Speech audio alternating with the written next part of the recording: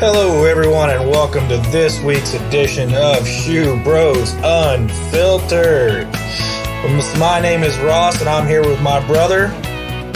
Howdy, y'all. This is Kyle Schumann over from Bryan College Station. And we're here to talk to you about everything from sports, politics, culture, whatever we feel like talking about. We'll probably argue a little bit about it. We'll probably make fun of each other a little bit. We're going to get into it all for you this week. Man, Kyle, it has just, it's been one of those weeks, hasn't it? Goodness, just everything happened this week, didn't it? I'll tell you what, it really did. Before the show started, we were going through our show prep, and we're looking at things to talk about, and we're like, okay, this happened.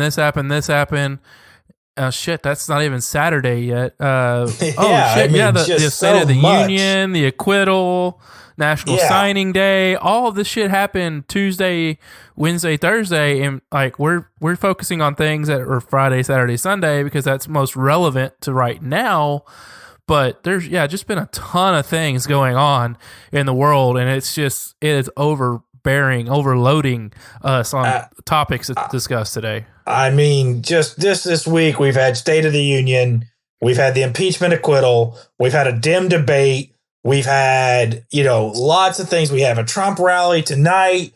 Goodness, we've had, Joe Biden go absolutely crazy. We had Nancy Pelosi go absolutely crazy. The liberals in total have been crazy this week just because they lost the impeachment. They got the butts handed to them there. But in sports, man, so much happened in sports. It's the XFL was opening weekend. We've had some stuff happening in college basketball, the Duke North Carolina game. Just crazy this week. But guys, we're going to try to get to as much of it as possible without having a 6-hour long episode. So let's just get it started. Let's get into the week. Kyle, what's our game of the week coming up? So this week is the beginning of college baseball, and my wife and I, our first date was to a college baseball game. So it holds a special place in our hearts. So A&M versus Miami, Ohio, Friday night, Valentine's Day. It's a great date night. Maggie and I will be there. Mom and Dad will be there. We're going to enjoy the game and have a good time. Hopefully A&M will beat the hell out of Miami. I don't see them not doing it, but you never know these early season games, and it is baseball. So, one team can get hot, a pitcher just be on fire, something of that nature. But A&M's got a really good, talented team coming in this year. I'm looking forward to them doing well. Solid, they're predicted to be fifth in the SEC West, which by all accounts, I don't see how that's possible. They're returning quite a few of their pitchers and brought in quite a bit of talent. So I think A&M's going to do really good this year. I see a second, third place finish. I don't know if they'll win the West, but I definitely think they have a good chance of making, they'll definitely make the postseason. I think they have a good chance at being even a national seed, top 16 team, which means they have a good chance of making it to Omaha. Not a guarantee, of course, but a good chance. I definitely looking forward to that this year. Yeah, the baseball tournament's always fun too. That's kind of like the basketball tournament. It's a little different because it's not one and done, but it's still a lot of fun the way they play it, and it definitely makes it interesting. Makes it interesting postseason for baseball. So get into the have a small double elimination tournament 2 weekends in a row. So it's a lot of fun. It's a lot of so you have a small double elimination tournament. Best of 4 teams enter, 1 team leave, and then the next weekend you go play a best of 3 series in the Super Regionals, and whoever wins that then goes on to the College World Series. And the College World Series is another one of those best of 2. It's like a best of 4 pod. It's so hard to explain how the College World Series works, but it's like if you lose 2, you're out. I know that much, but how they get from one pod to the other, it's because if you lose in one pod, you go to the other. It makes for some interesting logistics when trying to figure out when your team's going to play or not. Well, I think that they have a winners bracket and a losers bracket, but it is double elimination until you get to the final series, and then it's best of 3. So it starts over once you get to the final series. You get to the final 2 teams. They have 2 pods. They have the left pod and the right pod, and then if you lose in pod, the left pod, then you go over to the right pod and you play the loser over there. So, and it's very interesting how it's laid out, but it's a fun format. It gives everyone an equal opportunity to win, but it's definitely something that isn't what you would expect it to be. So it's kind of a little bit more round robin with a double elimination mixed in. Well, it gives everybody a chance, and that's what I like about it. So, I mean, okay, so getting into the, that's great because I love baseball. In Major League, we're going to have pitchers and catchers reporting here pretty soon. So, I'm seeing the pictures of the new Ranger Stadium, and boy, it's not done yet. And I'm sitting there going, they're going to have it. Are they going to have it done in time? Is it going to be ready for opening day? It's going to be a great stadium, though. It's going to be closed in, so you're going to have air conditioning. You're not going to have that 5 o'clock sun hitting you in the face, which, I love Globe Life. I always thought, the Rangers ballpark in Arlington, always thought it was one of the better parks in the MLB, just because, I don't know, nostalgia maybe, but just was a nice looking baseball field. But goodness gracious, did it get hot when it was a midday game. So, it was just one of those things where you couldn't bear how hot that stadium got. Well, looking ahead, we got the dim of the week this week, which, I mean, there's so many options. It really is this week. I mean, Jerry Nadler getting heckled. We had Nancy Pelosi, of course, getting heckled by Donald Trump at the National Prayer Breakfast. We have, just Adam Schiff and that whole farce. Just so much. But, you got to give it to Joe Biden. Joe Biden, who's at a campaign event, and let me make sure I read this exactly correctly so I don't mess up the wording here, because it's so silly that it's one of those that you got to read it to make sure you don't screw it up. So let me pull it up just real quick. So basically what happened is he was at a campaign event, and a young woman, a 21-year-old student, stood up and basically asked him about what had happened in Iowa. And because he got his butt handed to him in Iowa. He came in fourth. He was widely expected to do well. He didn't. He came in fourth. So she asked him, rightfully so, are you sure that you're a candidate who can compete nationally? Are you sure that you're a candidate that people will actually respond to?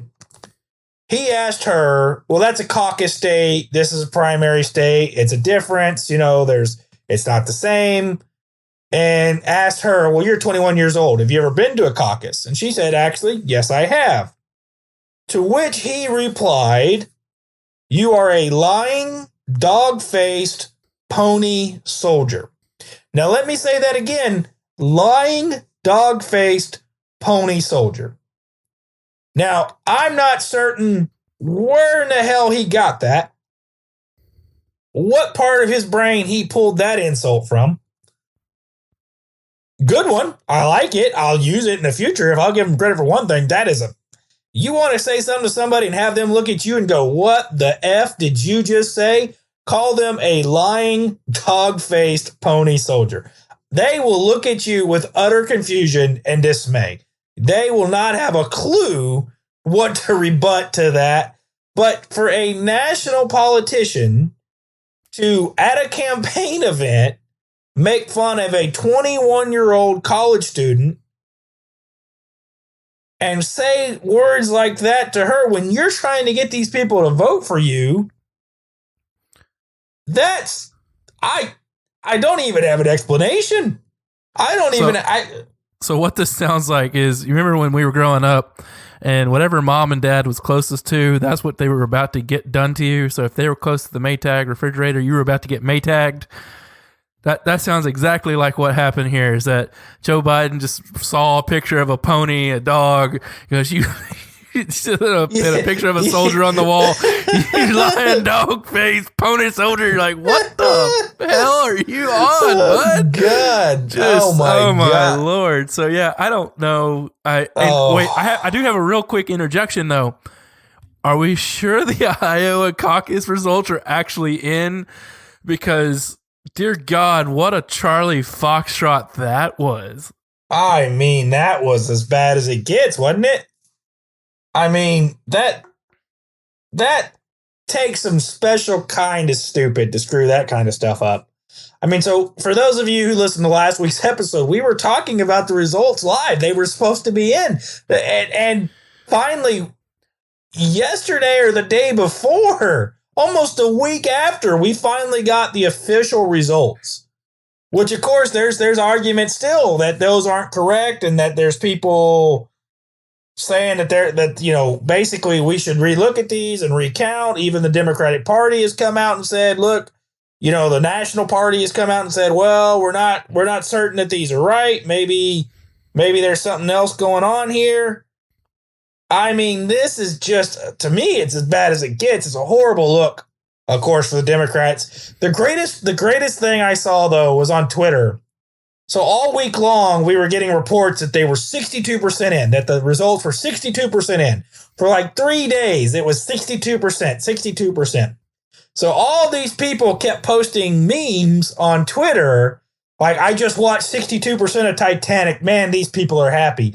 I just saw 62% of Paranormal Activity. Man, that family's going to get through it.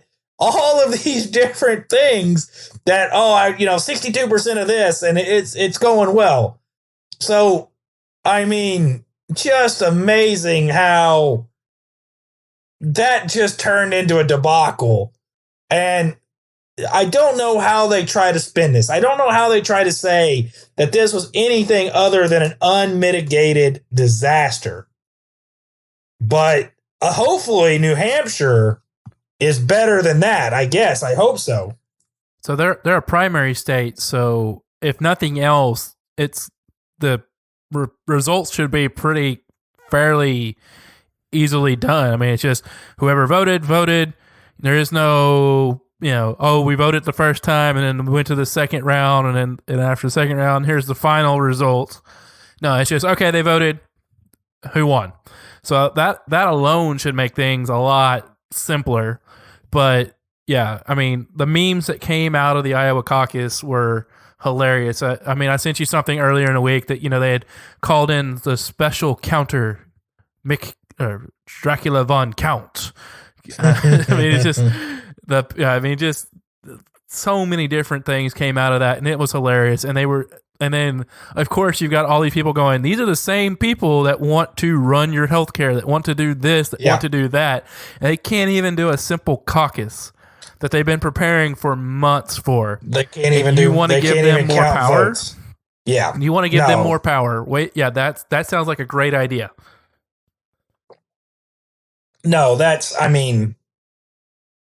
I don't know what Dim says. Man, we made ourselves look good with this, because that was a debacle. Of course, the right had a field day with it. And then,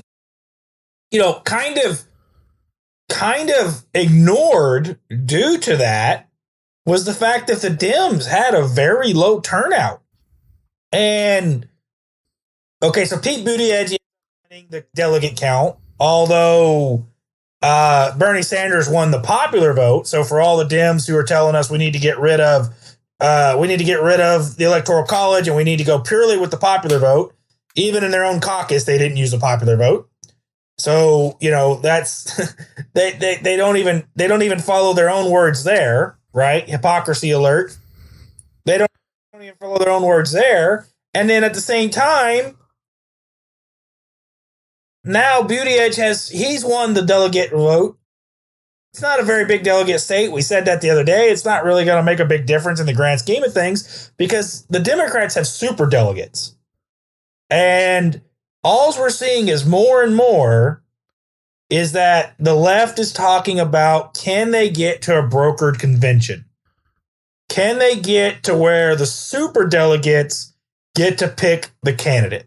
Because if Bernie does not meet that 50% threshold, if he doesn't get the 50% of the delegates going into the convention, if it's brokered, then the super delegates, they count double in the second round. So it's weird how the math works out. The Democrats do it really weirdly, but let's just say this. Bernie all the votes were counted, but none of them were actually counted per se.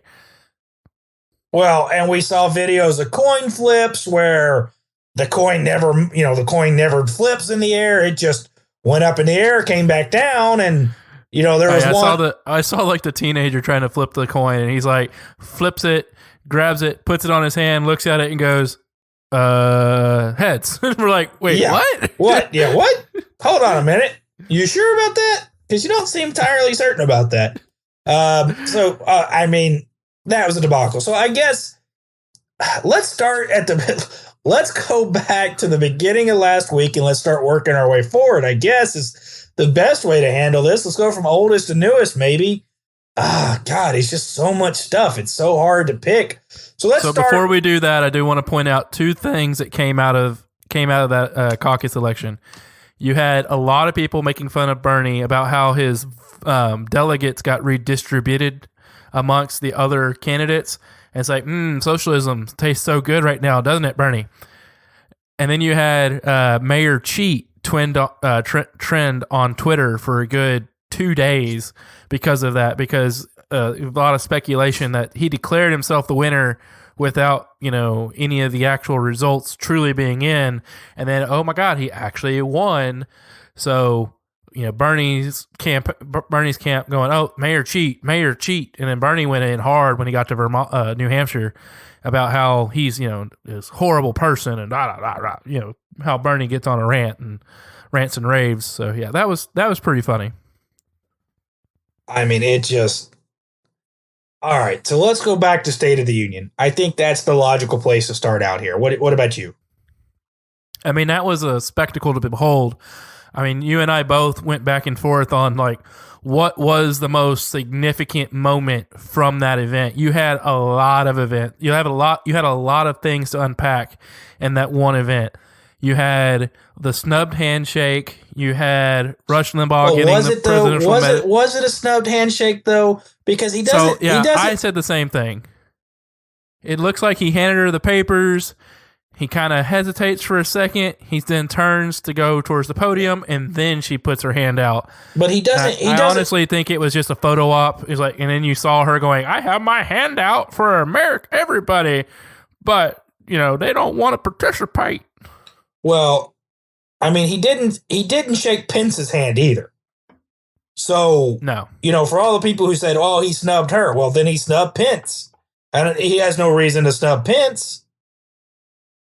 So it just doesn't make a lot of sense that he snubbed her. I don't foresee it that way, but of course, this is going to be a matter of which side of this aisle do you come down on.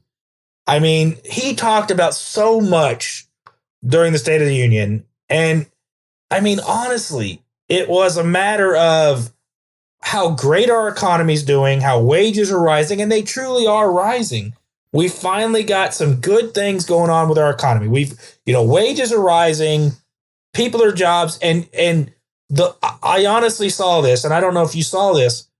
The left made a field day over the fact that the unemployment rate went up, but we had 225,000 jobs enter. In January, we added 225,000 jobs, and all these people, oh, this just shows you Trump's economy is not working for people, and blah blah blah. What happened is, so.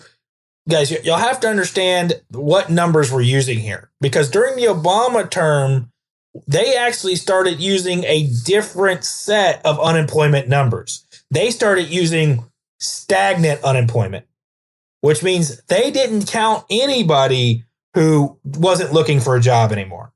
People who had said, you know what, screw it, I'm not going to look for a job at all. I'm going to live off of government benefits. They took those people off or what they counted as unemployed. So all of a sudden, from 1 month to the next, there was like a 2.5% drop in unemployment during the Obama administration. But it wasn't an actual drop in unemployment, just who they were counting as unemployed at the time. It was just a number. It was just a changing of the numbers. So there's like 4 different metrics for unemployment.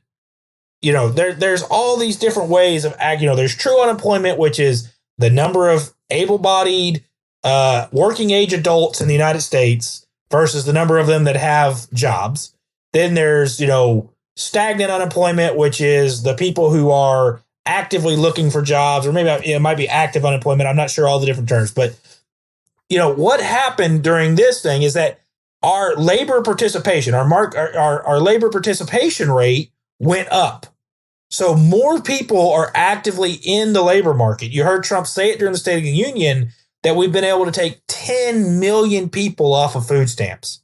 That's huge for our national budget. Not only is it huge for our national budget, so if we can take people off of food stamps, that means that they're not taking from the national government. They're not taking from our budget. Now they've got jobs, so they're paying into our federal budget. They're paying income taxes. And not only that, that means they have money to go spend on other things, which means they're going to create new jobs, more jobs. The economy is going to continue to roll. Guys, we're looking at one of the best economic times in our recent history. And President Trump has done a very good job. And I mean, it's not just President Trump. We've had a lot of other really good things happen over the last 2 or 3 years that have helped us. Oil independence, energy independence is going on. It's helping us. We've had a lot of other industries that have come along and that have really started adding a lot of jobs and started helping us really be able to kick our economy into full gear. But what the Trump administration has done and what President Trump touted during the State of the Union is that we've removed so many wasteful regulations, so many job-killing regulations that just kept people from getting jobs. That's all it did. It just made it to where we couldn't hire people. It just made it to where companies couldn't turn a profit. And we're getting rid of that. The economy's moving. So I applaud him for that. So there actually is a kind of an interesting thing that came out about that pertains to you in your life. Not 100%, but a little bit. So one of the big factors that is being touted as why unemployment has dropped so much is because of these tax cuts that came through and helped out employers to be able to employ more people. So, quit taxing the rich as much so that they have more money in order to hire more people. And the Pope, of all people, came out and said that that's, just a sin to not tax the rich. I remember in the Bible, Jesus Christ telling people at the temple to pay unto Caesar what is Caesar's and to pay unto God what is God's. And what I interpret that to mean is that, look, there's a difference between biblical and religious and government. And it's not the Pope's position to dictate how governments work, right? His worry should be on how the church works. And he's not necessarily doing a great job of that. As a Catholic, I can tell you, he's not the most revered Pope we've had. There's a lot of Catholics who are very upset at this Pope and are, not actively rooting for him to die, because that's what it would take for him to go away. But he could retire, right? Yeah, that's kind of unprecedented, right? We had the last Pope essentially retire. I was going to say, didn't the last Pope say, I've gotten to an age where I'm no longer of my full facilities. I am going to step down to allow someone who's younger to take over? Yeah, that's kind of basically what happened. I think less mentally and more physically. He just didn't feel that he could maintain all of the visits and all of the services and everything else that was required of a pope. Because there's a lot that the pope has to do. He has to give mass. He has to, travel the world and speak to people and give benedictions. And there's just a lot of other things that the pope needs to do. And, the church, because the pope is such a symbol, we don't want a pope who's not going to be out and about and out openly advocating for the church. We want popes who are active. So, yes, you want a pope who is a very wise person, which means older, seasoned within the church, somebody who's been in the church for a long time and understands the church and has the wisdom that only comes with a certain amount of years. But at the same time, you want somebody who is, agile enough to still get out and do these things. And this Pope, although he is a little bit sprier, man, he just puts himself in some positions that are not really the place for him to be. And, we talked about this last week when we were talking about the log cabin Republicans. But, there's a difference in how people view religion. And even if you put 30 Catholics beside each other, they're not going to have the same views on everything. So it's like views on immigration. This Pope has come out and said, essentially, people should be able to move wherever they want, and it's ungodly to deny somebody to move into your home. And okay, there's the Christian aspect of that. There is. And there's the Christian aspect of charity. But at the same time, there has to be reality. We can be nice to our neighbors without killing ourselves. That's exactly right. I mean, there's a certain point you have to, stand up for yourself and your family first. You can't bend over backwards and let people run over you roughshod. I mean, it just doesn't work. And the Christian way of doing it is, yes, you open your house, you let everyone come in, but the reality is that you've got to take care of you and yourself and your family. And then once you've got that secure, then you can move past that. And then, okay, now I can start taking care of others. And, there's the whole, well, if you truly believe, then, God will make things work out for you. But I also believe that God takes care of those who take care of themselves.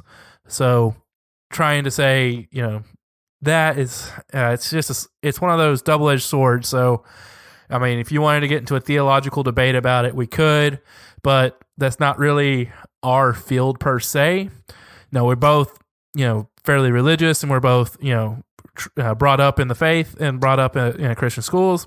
So we do have a decent amount of knowledge about the subject matter, but we're not, holding a Bible right in front of us and able to say, okay, this is exactly what the Bible says. So as a famous either author or singer said, if we're going to start, fighting about the Bible, let me go get my Bible before you start quoting yours. So we'll table that portion of the discussion and just go towards, is that his place to be saying, and is he maybe being used as a, political ploy for certain parties to, get a little bit more sway over certain demographics within our country. As a Catholic, I'll tell you that my personal opinion of this is that this Pope maybe has a little bit of an issue with his image. And he's trying, listen, over the last 10 years, the church has taken some hits to its reputation. Over the last 20 years, due to the sex scandals, due to some other issues within the church. So I think this Pope is trying to make the church look better, but what he's doing is he's subjecting himself to moral arguments that are not just moral in the case of religion, but also moral in the case of government and of politics. And he sees it as a chance to adhere himself to some of the higher side of society. And I think he's trying to fit in with more of the people in, the celebrities and other people like that. And he wants, I think as a Pope, he wants that. He wants to be a celebrity. He wants to be somebody who's talked about, and he has been, because he's come out several times and said things that are very questionable. And, whether it be about politics, whether it be about any of these other topics. And it just makes you wonder, is he doing the will of God, or is he playing to his own vanity? Which I personally am afraid he's playing to his own vanity, and that's not what the leader of the church is meant to do. So I've got two questions that arise out of that for you.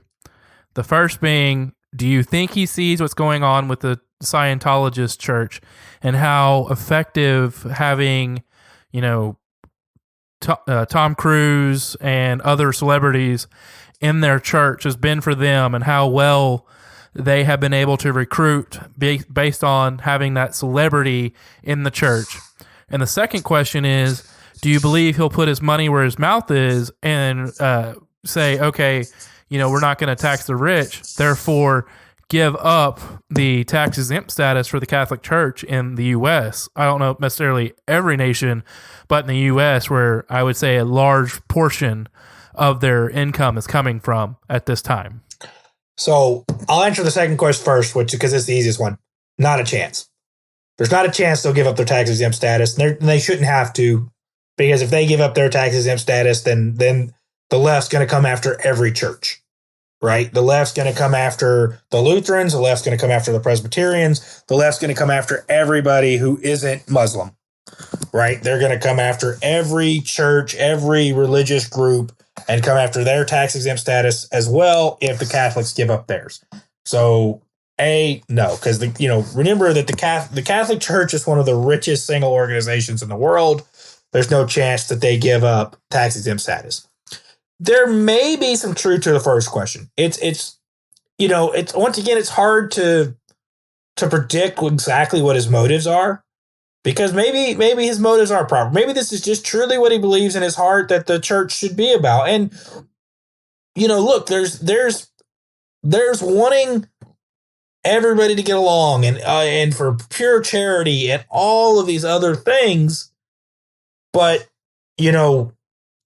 I think we see that this Pope, who comes from a country that had gone back and forth with socialism, we can see that he's more towards that side of things, and he's more towards everybody should get along and there shouldn't be business, and that basically there should just be this collective movement, which, I mean, the church is about charity, the church is about helping your neighbors, the church is about all these other things. But I just think that Christ told us that there needs to be a separation of how people are governed and how the church operates. And charity is fine. There's nobody arguing against charity. We're all saying charity is fine. We're saying that's the preferred method.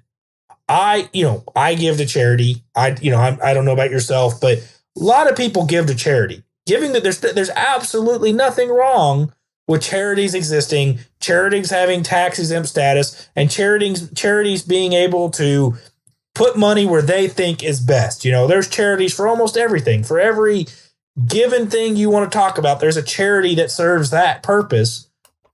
But allow those charities to exist. Allow those charities to help the people who are in need in those places, because those charities are going to be much better and much more efficient at helping those people than the government ever could be.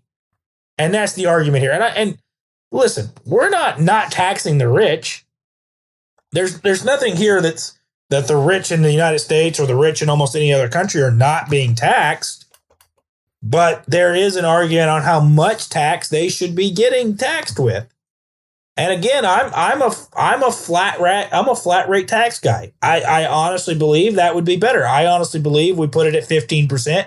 We get rid of all exemptions other than dependents, and you go, and that's it. The only thing you can write off are your dependents. You pay 15% of whatever's left, and that's what everybody pays. Whether you make $100 or whether you make $100 billion, everybody pays 15%.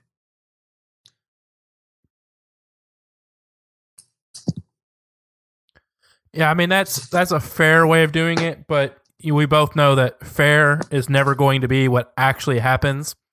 Just because so many people will complain, oh, that's a more advantageous for the rich, or that's, that hurts the poor, or that's only good for the poor, it's horrible for the rich. Somewhere, some way, someone's going to complain that that's not fair, even though it literally is called a fair tax and everyone pays a fair rate. Well, someone's going to complain under that proposal, right? If the only thing you can do is write off your dependents, if you've got 2 kids and you make $100,000 a year, say you could write off, let's just put the number at $5,000 per kid. You can write off $5,000 per kid.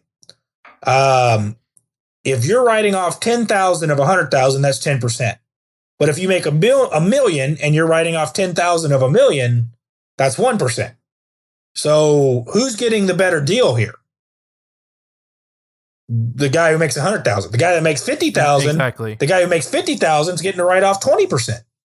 So it still benefits those who make a lower income, but everybody's going to pay 20% of what's left over. Now, I agree with you. We'll never get 15%. that. Yeah, we're never going to get that We're never going to get that passed. It's never going to happen. So, I've argued for incrementalism. I would like to see us get towards that, but reality of Democrats ever allowing us to do that, slim to absolute none. So in that proposal, would there be a limit on how many deductions you could have? Let's say if you had, 20 kids. I mean, let's say they have to be under 18 to count. Yeah, they'd have to be a dependent. At maximum, I think you could have 15 kids count. Is there going to be a limit? Let's say 5 or 4 or 3. Yeah. Is there a maximum? I'm not saying that I'm not open to that, but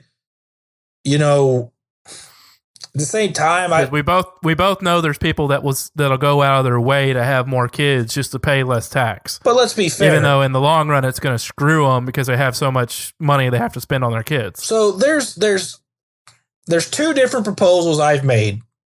So proposal number 1 is flat tax with the write-offs, getting rid of all write-offs other than dependent write-offs.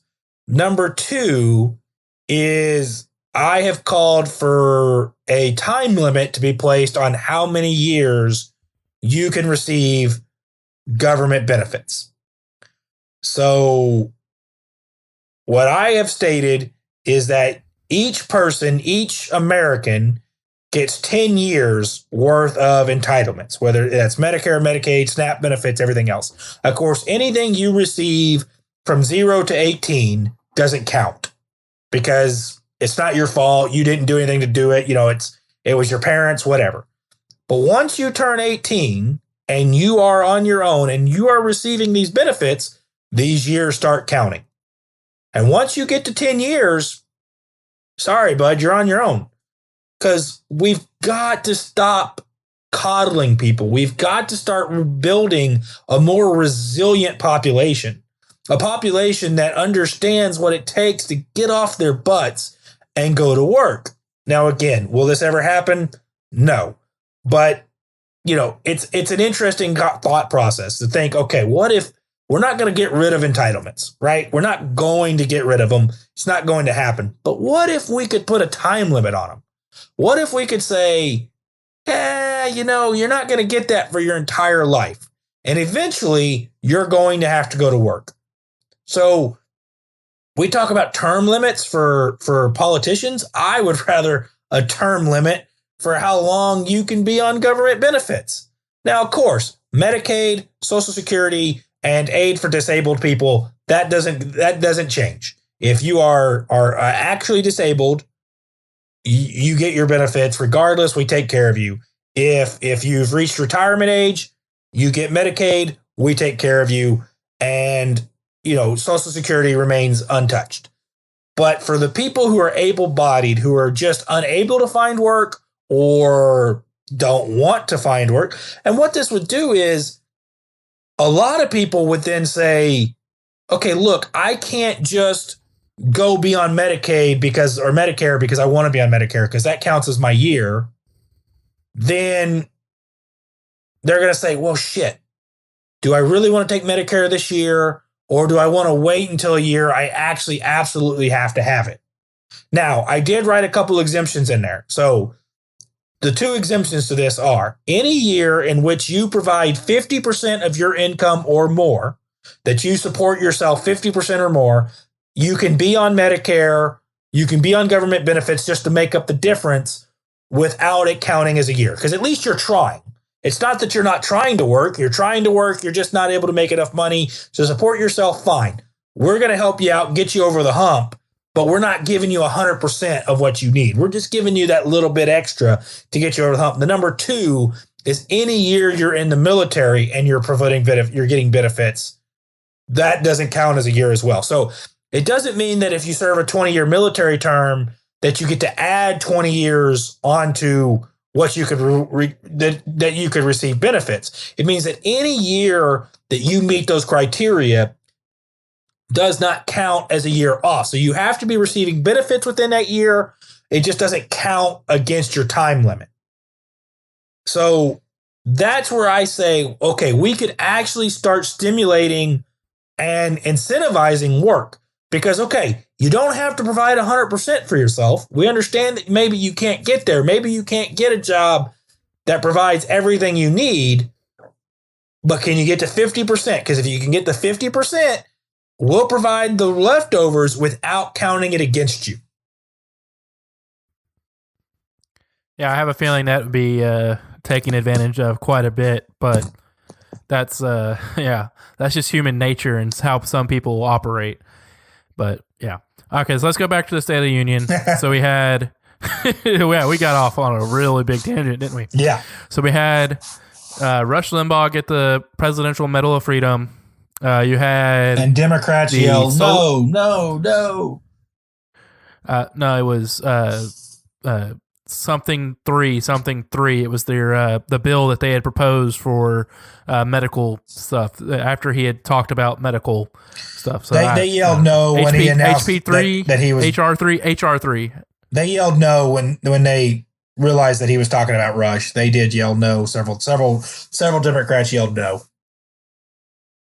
And then okay, I didn't hear that. In the greatest move ever, he then makes them stand there and watch Rush get presented the Medal of Freedom. Oh, that was so sweet. Yeah, right then and there on the dot. Just happened to be sitting next to his wife Ivanka. Melania. Ivanka's his daughter. Daughter. Melania. Yeah, sorry, my bad. Got the beautiful ladies confused. But yes, so yeah, that was pretty interesting to see. Then you had the soldier come home, surprise return. Great moment. Always brings a tear to the eye. Yeah. You had the legitimate president of Venezuela in the audience. That was huge. Dude, the amount of secrecy behind that had to be astronomical because Maduro is trying to kill him at any time that he can get a chance. He's trying to annihilate him to become the legitimate president again. I got so many text messages from my Venezuelan friends who were so excited over that. Absolutely over the moon excited that Trump did that. Same here. My Venezuelan coworkers were very, very excited about that, but they're not putting too much stock into it just yet. They're like, it's a good move, but will anything actually come of it? So that's, Maduro's going to have to be removed from office, and I don't see him doing that willingly. So it's, at this point, it's either going to be a coup or a military takeover. The only thing that could potentially cause that to happen is if the military of Venezuela gets just sick and tired of Maduro and says, you know what, we're tired of you, we're done with you, and either excommunicates him or offs him, one of the two. So that could happen. The other big thing that happened during the State of the Union was the young potential space cadet. They're sitting there talking about how he's, trying to get in the Air Force Academy and wants to be one of the first Space Force officers, and just so happens to be the great grandson of one of the the only Tuskegee airmen left remaining. Tuskegee airmen left alive. So that was a special moment too. And then not only that, but within the last 2 weeks, President Trump promoted that airman, Tuskegee Airman, who was a full bird colonel, promoted him to 1-star general. Yeah, that's pretty significant too, because that's going to help his retirement benefits and his family. But I don't know how, he's the gentleman is the only one remaining. So I wish him all the health and all the longevity in the world. But fact of the matter is he's probably 5 years. We'll be honoring him as our last one as he passes away. But I mean, it's a very cool moment for him, I'm certain, to get that 1-star general. And he actually got pinned, and he was pinned there at the event. He was, wearing the star. Mm-hmm. So that was really cool as well. Was there anything else I'm missing that was like significant? You had the family of the young woman who got killed over there, and who they named the mission to kill her captor, al-Baghdadi. Was it al-Baghdadi that had captured her? That was how they named they named the mission after her to go kill him. So we had that. Of course, we had the mother with her daughter. The daughter was one of the earliest preterm babies ever born. And this was Trump coming 20 weeks and 6 days, something like that. Yeah, and Trump touting, look, this is why we need to get rid of late term abortions. This is why we need to ban late term abortions and other things, because a baby is viable at that age. If this baby can survive, other babies can survive. So definitely needed, there's definitely a need for that. Of course, we didn't see, Trump talked about how of all the jobs that were open last year, I want to say 70%, it seems high, but he said like 70% of all the jobs created last year were filled by women. And, talked about how, the economic success, our minority population success, the economic success our veterans are having, the economic success our women are having, all these different populations, all these non-standard populations, not the cisgendered white males, how they're actually finally getting somewhere. And yet the Democrats wouldn't even stand up and clap, man. They wouldn't even cheer for the fact that these populations are finally seeing economic growth. And well, you know why that was, right? Well, because it ruins their argument. It's undermining their voting block. Every time another, a black male, black female, person, Mexican, Latino, Asian, whatever it may be, every time another one of those people gets employed and off government assistance, is, allowing them to realize, hey, wait, I wasn't working under Obama, but I'm working under Trump. Why am I voting Democrat? And that just undermines their voting pool. They're trying so hard to make sure that, all of these minority groups stay in line with the Democrat Party.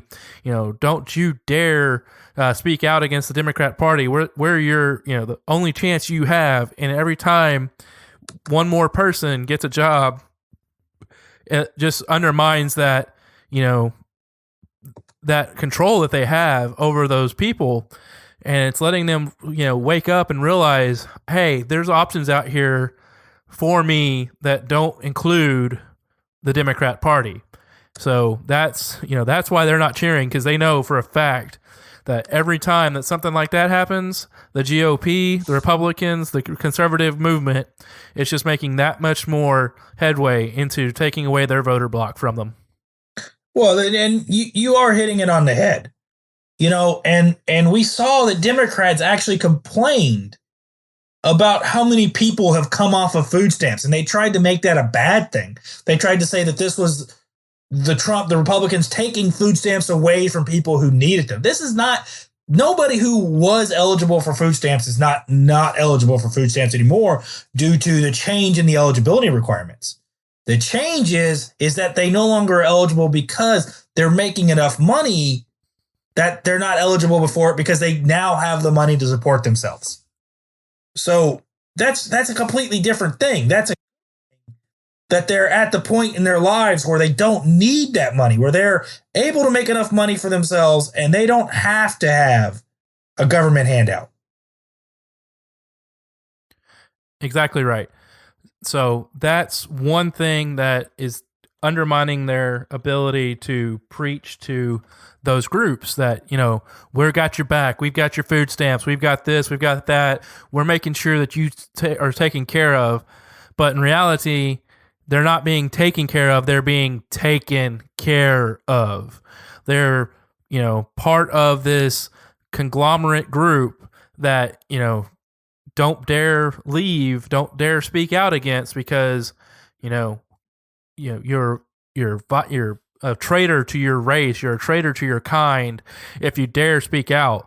So more and more people, though, are speaking out, and then they're coming to the realization that, and because of Twitter and because of social media, they're coming to the realization that there's a lot more of them than they thought. It's not just them. It's not just this one little person or one small little group. It's actually a significant movement of people that are just tired of it and they're walking away. And that's the walk away movement, the Blexit movement. And it's very encouraging to see on social media how many people are, waking up and getting red pilled or white pilled or whatever you want to call it, but are waking up and coming to the realization that, there are options to be an individual. You don't have to be a member of a group. You are capable of being your own person, and that you're not defined by, what color you are, what sex you are, what sexual orientation you are. But in reality, you are Joe Schmo, you're Kyle Schumann, you're Ross Schumann, you're whoever you are, and that is what defines you, not anything else. Well, that's right. And, another big part of the Democrat platform, we saw this during the Democrat debate, so much of their platform is literally buying votes, literally telling you, hey, look, you vote for us, we're going to take care of you. You're not going to have to pay for anything. You're not going to have to pay for that college. You're not going to have to pay those student loans. You're not going to have to pay for your health care. We're going to take care of you. We're going to pay for this for you. It's buying votes is what it is. It's literally going out and saying, if you vote for us, you're going to get free stuff. So you ought to come vote for us. And when people make their own money and they don't want to pay taxes anymore because of how much money they're making, it's harder to buy somebody's vote who doesn't need the things you're offering, who's able to pay for it themselves. So it eliminates their platform. It eliminates their ability to go out and talk to these people and say, look, I'll buy X and Y and Z for you. People who can provide themselves don't want the government providing for them because they understand that provision, that providing is coming from themselves. When it's I'm paying, it doesn't make as much sense to get free stuff. It only makes sense to get free stuff if I'm not paying in taxes. Yeah. And you'll see come April, mid-March through April 20th or so, you'll start seeing a lot of memes come out about intoxication, where you realize all that money that you're getting as a refund is really your own money that you gave the government as a interest-free loan. Yeah, exactly. Which is why you should max out your withholding on your W-2. You shouldn't feel bad about it. Max it out. Put everything you think you can on there. Put as many deductions as you possibly can on there. Drop your income tax rate down to the lowest portion possible.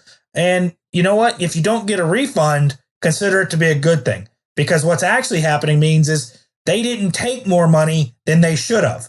Because all that refund is, it just means they took more money than they actually should have. Yeah. So I do my best to make sure they don't get as much money as they can from me. I do what I can, but I don't have 5 kids like you do. So, being married, I have, myself and my wife. So I don't have any other dependents that I can claim, but I do what I can. But yeah, my wife just filed her taxes. She's getting a small little refund, and I'll be filing mine here soon, but I have a little bit more to do due to the fact that I have my small business, or I had my small business through last year. So I do have some 1099s to file. So that makes my taxes just a little bit more complicated than hers, which, she was simply a W-2, filed it and got her refund. And, we're looking forward to that money coming back, but at the same time, yeah, it would have been nice to have had it throughout the year, and we could have put that towards, our debt cancellation practices. But now that we're getting this lump sum that, she's entitled to, we'll take that and put it towards, something, and then pay that off a lot faster, and then use that money that we were paying every month towards that debt, and then, bundle it into another debt and just pay that off even that much faster. Snowball effect, Dave Ramsey, if anyone's interested. That's what me and my wife are trying right now. Attack your smallest debts first with the highest interest, eliminate those as fast as possible. And as soon as you get those paid off, take the money that you were spending on those, lump it into the next payment, the next, smallest payment, the next smallest sum with the highest interest, and get that paid off. And then, just keep doing that over and over again, because you're already used to living, with these certain payments. So, let's say your mortgage is $1,000 a month, just as an example, and you have a $300 car payment, and you have a $200 student loan, and whatever it may be. Well, you're used to making that $200 student loan payment every month, but you pay it off. So you can now take that $200 and apply it towards your car, which is going to have the next highest interest rate and the lowest amount payment. Now you're making a $500 payment instead of a $300 payment. So you're going to pay off that much faster. And then once you pay that $500 off, you then take that $500 and roll it into your mortgage. And now you're making a $1,500 mortgage payment instead of a $1,000 mortgage payment. And you'll pay your mortgage off that much faster. I mean, just $50 extra a paycheck, a month takes years off of your mortgage in the long run, because that's lowering your principal, your principal amortized balance. Principal. Yeah. Yeah. So there's that much less they can, charge interest on. So, doing that over time makes a huge difference. A 30-year mortgage, just an extra $50, you can take 3-4 years off of that, pretty quickly. And now you're only paying a 30-year mortgage for 26 years instead of 30. And that amount of interest is significant, especially in the early portions of your mortgage when your payments are almost entirely interest. No, your first couple years on pretty much any big payment, you're just going to, okay. So, there's so much else that happened this week. So, of course, we finally got the impeachment done and over with. Trump was acquitted on both charges, of course. Mitt Romney, the only Republican who flopped over. Now, he didn't flop over on the obstruction charge. He only flopped over on the abuse of power charge. So abuse of power, it was 52-48, of course, needing 66 votes to convict and remove Trump from office. So we had 52-48 on the abuse of power, and we had 53-47 on obstruction of Congress. So neither of which came even close to the threshold necessary. Of course, Mitt Romney was absolutely praised by the left for his stunning and brave ability to vote Trump, vote against Trump when the vote didn't matter. He could have voted for or against. It didn't make a bit of difference. He knew it wouldn't make a big difference. This is just him grandstanding for me. I mean, what did you think about Mitt Romney there? So you have a couple things to unpack here. The first is that you're right. The vote wouldn't have mattered either way. They had to have had a super majority. So 66 votes to remove from office. You had the 51 Republicans or 52 Republicans. How many total Republicans? Is it 52 versus 48 right now? It's 53-47 at the moment. 53-40. I knew it was somewhere in that range. I knew the Republicans had a good majority.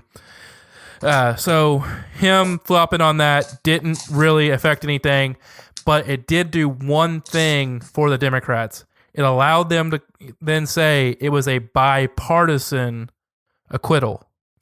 And that was... they're saying there was a bipartisan move to convict, not acquittal.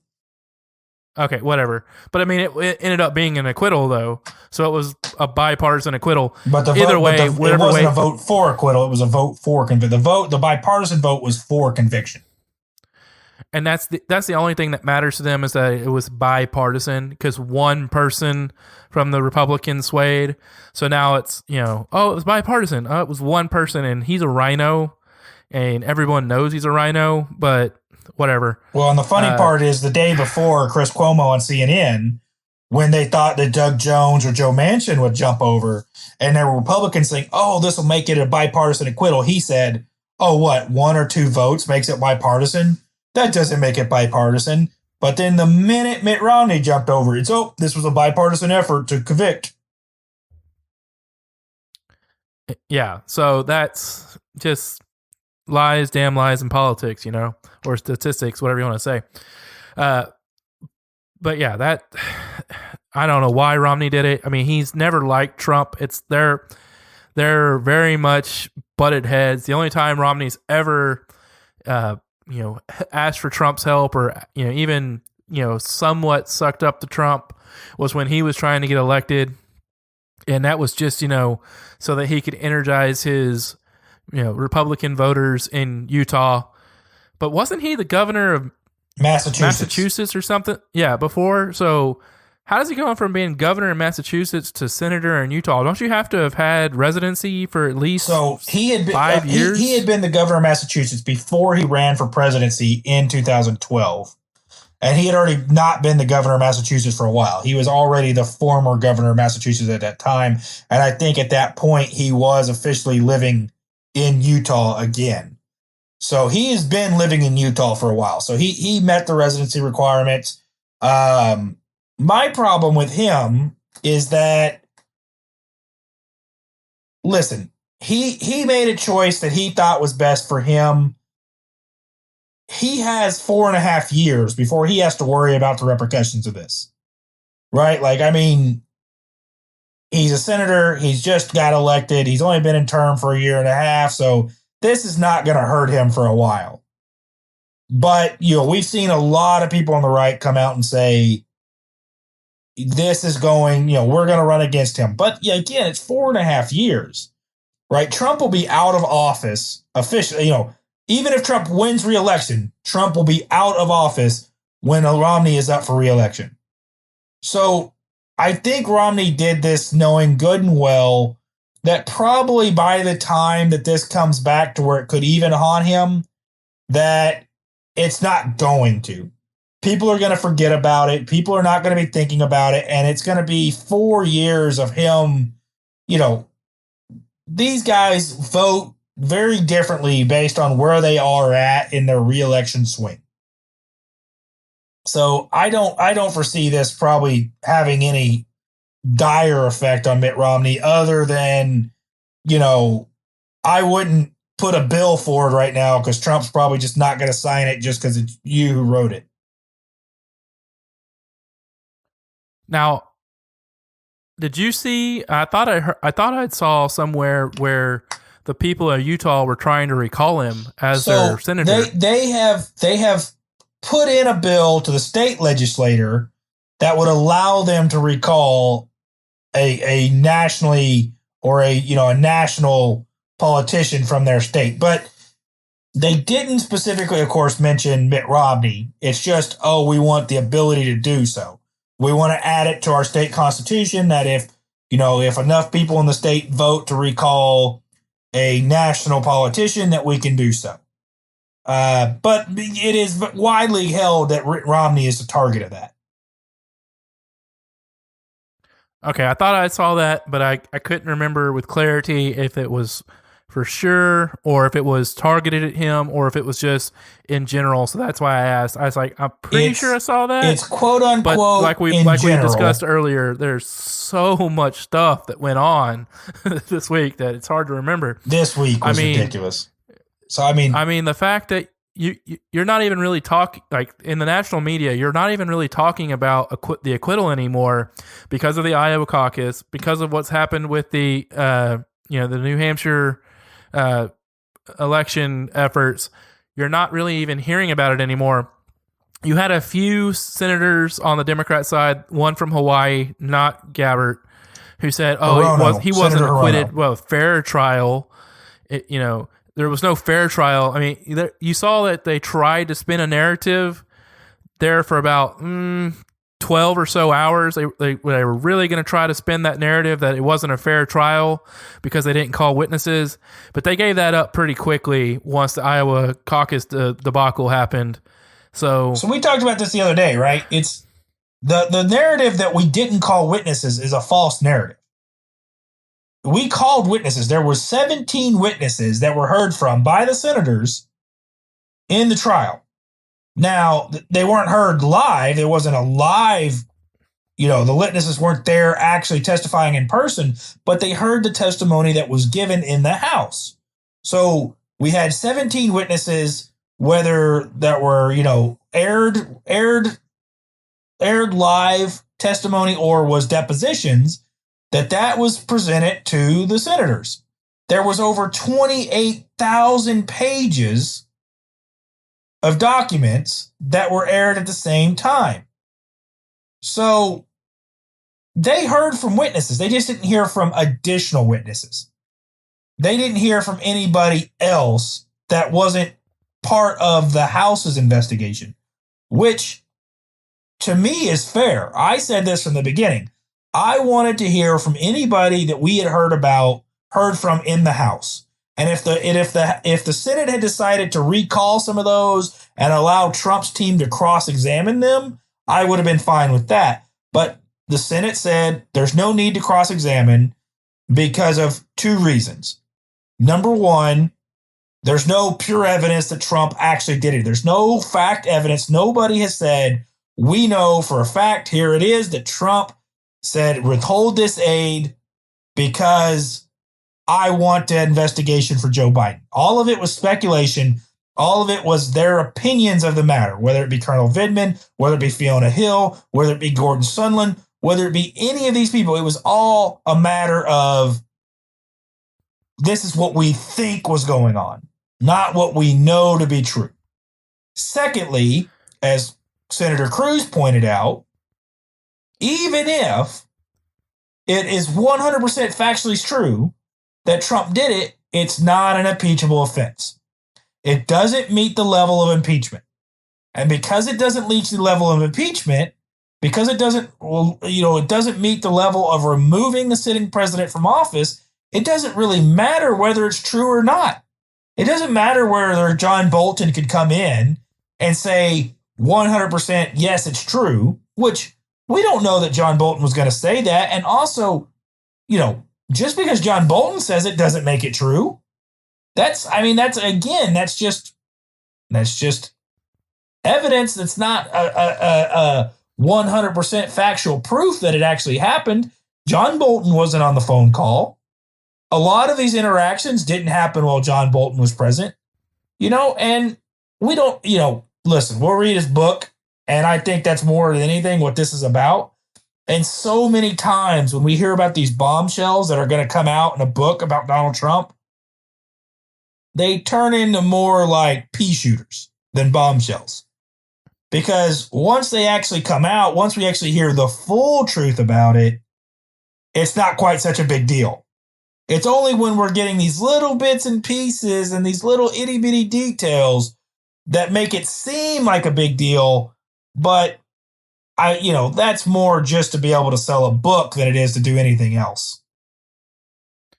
Yeah, let's entice the liberal people with just enough breadcrumbs that they'll buy the book and then they'll read whatever they want to read. And okay, well, it doesn't actually say anything of any substance, but we got the liberals to spend their money on this book. So, haha, we got your money. You saw that with Omarion and a few others, and you even saw her go on Big Brother Celebrity Edition and talk about it. I'm sure that it was, she was directed to talk about it just to drive ratings. All the people on the show with her were liberals, so she was just kind of pandering to them because she's trying to win a contest and win some money. Her name's Omarosa, by the way. Yeah, sorry, Omarosa. What did I say? Omarion, who's a good R&B singer. That's a singer. Yeah, that's a singer. 6 to 1, half dozen another. Not really. Sorry about that. Thanks for fact checking me. So that's what I'm here for. yeah, that false narrative only got pushed for about 12 hours, and then the Iowa caucus debacle went down, and they had too much egg on their face, so they weren't able to really push that narrative anymore. And then they, pivoted to something else to be able to try to save face elsewhere. But neither here nor there. That happened Wednesday, and by Friday, at least today, no one's really talking about it anymore. Today, what everyone's talking about is how Vindman and his brother and now 70 others have been removed from the National Security Council, and all of those were Obama holdovers. That's the big news today. Is they're being fired because they dare speak up against Trump. Well, it's really because they went to the extent of making up lies to try to get him removed when there was really no substance there, cost the American taxpayer a ton of money, and nothing really got done during that time because of how much time and effort it took to go through the impeachment trial. Well, and we saw a lot of people. I mean, this was a big thing on social media when Vindman. So, okay, saying he got fired is a misnomer. He didn't get fired. He's still in the military. He still has a job. He's still a lieutenant colonel. He went back to the Pentagon, which I mean isn't a bad job to have. To be, most officers would love to be stationed at the Pentagon, to have a job where they get to go talk to the big generals every day, because that's only going to pad your career. So this isn't like he's out of the military. He's not out of a job. He's not losing his retirement. He's not under UCMJ investigation, which he should be, because he knowingly admitted to leaking sensitive information. So he should be under UCMJ investigation. At the minimum, his security clearance should get pulled. And, for those of you who don't know, any officer in the United States military has to hold a top secret clearance. If you can't hold a top secret clearance, you can't be an officer in the military. So I would say at the minimum, his security clearance should be pulled, which means his commission should be pulled, which means he should no longer be an officer in the United States military. He can stay in the military, but as enlisted, not as an officer. He can't hold a commission. Now, will that happen? No. But should it happen? Yes. But listen, the NSC exists to work for the president, to advocate his policies around the world. That is their job.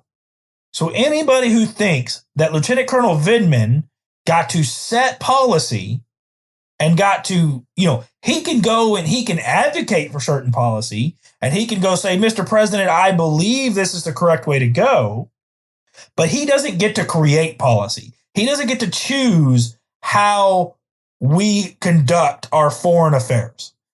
They are there to conduct their foreign policy at the direction and at the behest of the president. It is the president who sets our foreign policy. That is it. Nobody else, bar one, not Congress, not the courts. It is the president who is the chief diplomat. He decides what our foreign policy is. And so when we see now that Vindman was creating policy and going behind backs and giving information to the Ukrainians and telling the Ukrainians to ignore the president, telling the Ukrainians to do different things, that is not his job.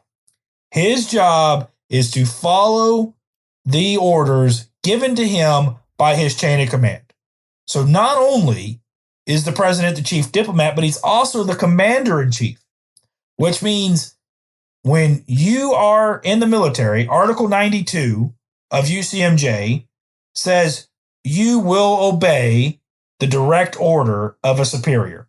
The president is your superior. So if you are violating or not following a direct order, you are violating Article 92 of the Uniform Code of Military Justice. So not only there, but at least Vindman should be drawn up on maybe not a court-martial, because it might not raise to the level of court-martial, but he definitely should be getting a couple articles written up on him and having some punitive action taken against him. I can definitely see that happening, especially if he's over at the Pentagon and so he catches, especially if he catches someone's hire over there, steps out of line, goes, I was on the National Security Council. I know what's best. I guarantee you someone's going to go, oh, really? Let's see how fast they can run this Article 15 up your ass. Well, the second that he thinks that he doesn't need to follow an order given to him by a 2 or 3 star general because he thinks that, he knows better about what should be happening. Oh, will he get his ass handed to him?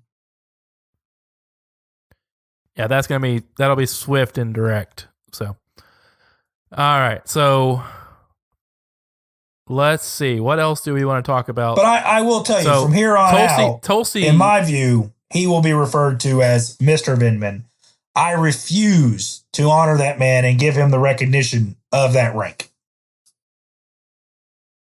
Okay. Now, interestingly enough, Tulsi came out and defended President Trump, saying that he was, in the right and he had every right privilege or whatever it was, but every right to go ahead and do that and remove him from office and remove him and others from that council. I'm starting to wonder, will Tulsi be potentially switching sides of the aisle? Because she's starting to sound quite a bit like a conservative. Well, I'll give my opinion. I'll give this. Tulsi is a realist, if one thing. She at least recognizes how things work. And of course, she's a major in the Army National Guard out in Hawaii. So she understands how the military system works. She understands that, high-ranking officers work for the president and work directly with the president. So she's not an idiot when it comes to these things. Now, do I think she's a Republican in disguise? No, because she is very hard left on a lot of different things when it comes to healthcare, when it comes to abortion, when it comes to lots and lots of other stuff. But her, I will give her credit for that. She has been willing to reach across the aisle. She has been willing to talk to Fox News. She has been willing to reach across where she thinks she can.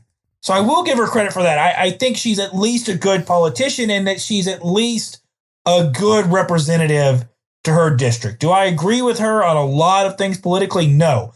But at least like we saw with Sinema in Arizona, the senator, the willingness to not just toe the party line, to actually say, you know what, there's room for bipartisanship. There's room to admit that there's times that we may not like it, but the president has every right to do it.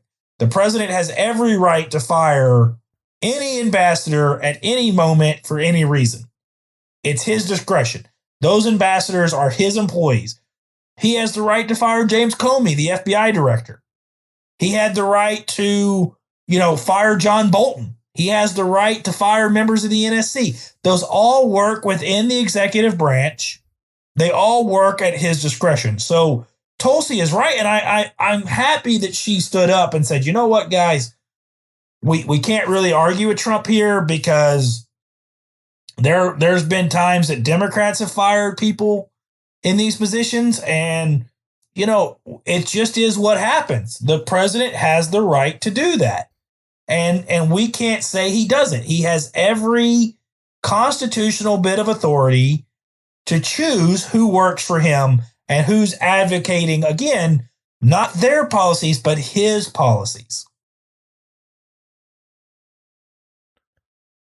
Okay, so you love to trash on, what's her name? The Greta. There we go. Did you see what happened recently with Oxford University and Britain? Yeah. You sent this to me, and I read a little bit about it. But go ahead and tell us all exactly what happened. Light me on exactly what occurred. So these students are protesting about how Oxford is invested in oil for the most part, and they want Oxford to divest in oil immediately. And instead of doing so, he goes, well, the gentleman in charge of the financial aid or the the accountant or whatever, the CPA or whatever. I don't know what they call him over in England. But whatever he was, he sent a letter back to him going, well, that would be very hard for us to do due to the amount of time it would take to get completely divested and the amount of money that we're actually making off of that. But what we could do that would have an immediate impact is we could remove all natural gas heaters from the school at this time and allow, only electrical heaters from now on. But those would only be space heaters, and they wouldn't be centralized. You would have to, only have your little space heaters. And they're like, you're just being provocative. You're not even trying to be realistic. He's like, no. I mean, if you're truly live the life, then this is something that we could do that would have an immediate impact right this second. I could cut the natural gas heaters, and we would be divested from natural gas and oil heating sources. And they of course refuse because it's cold in England right now, being winter. So, kind of funny to, children complaining and demanding, immediate change. And then when presented an opportunity to do so, oh, no. We only want you to change. We don't want us to change. Well, that's it, right? It's always good, right? And I've the little slogan I've had is, conservation ends at convenience. So one of the things I did when I was in college was we had a little study where we went to a Starbucks and we polled people when they were coming into the restaurant, and we asked them, where do you stand on conservation efforts? Where do you stand on greenhouse gases and fossil fuels and all these things? And all these people answered in these variety of ways. And then what we did is we observed their behavior. We had another group of people that observed their behavior while in Starbucks. So what we did is we saw, okay, how long did you stay in the restaurant? Did you order a hot coffee, a cold coffee? What did you order? Did you charge your phone? Did you charge your laptop? Did you charge your iPad? And then what we did is we presented these people with an estimated amount of the electricity they had used while in, I guess you call Starbucks a restaurant, in the coffee shop, within the Starbucks. And then asked them, would you change your habits to lower that number? So would you not charge your phone? Would you not charge your computer? Would you not charge your laptop? Would you not sit in the air-conditioned building? So, there's two competing things in Starbucks, right? Number one, you have coffee makers trying to keep coffee hot. Number two, you have an air conditioning trying to keep the building cold. So these are two very energy non-efficient systems that are at war with each other. The more the coffee makers run, the more it heats up the building, the more the air conditioning has to run to cool it down. The more the air conditioning runs to cool it down, the more the coffee makers have to run to heat it back up. It's two things that are counteracting each other. And then when you're sitting in there, of course, your body heat is having an effect. It's heating the building up, things like that. So, we didn't follow people into the bathrooms to see if they were using paper towels versus electric hand dryers. But I can tell you, we didn't see anybody coming out the door of the bathroom wiping their hands on their pants, right? So they were using something. But the thing is that when it came to their convenience, they weren't willing to change their habits. And it's always the Dems thing is that we want somebody else to do it. We don't want it to be us. We want somebody else paying these taxes. We shouldn't pay these taxes. We shouldn't pay for our college education. We shouldn't pay for our health care. Somebody else should. And it's always easy to spend somebody else's money. It's always easy to change somebody else's life. But you need to make those reactions in your own personal life. And this is why I've told people on Twitter, it's very simple.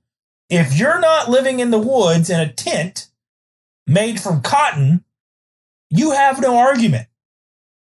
You can't sit here on your smartphone talking on Twitter, which is, how big of a server farm are they running? How much electricity does that take? when all of these things are added up, and then the great part is they go, well, we have an electric car.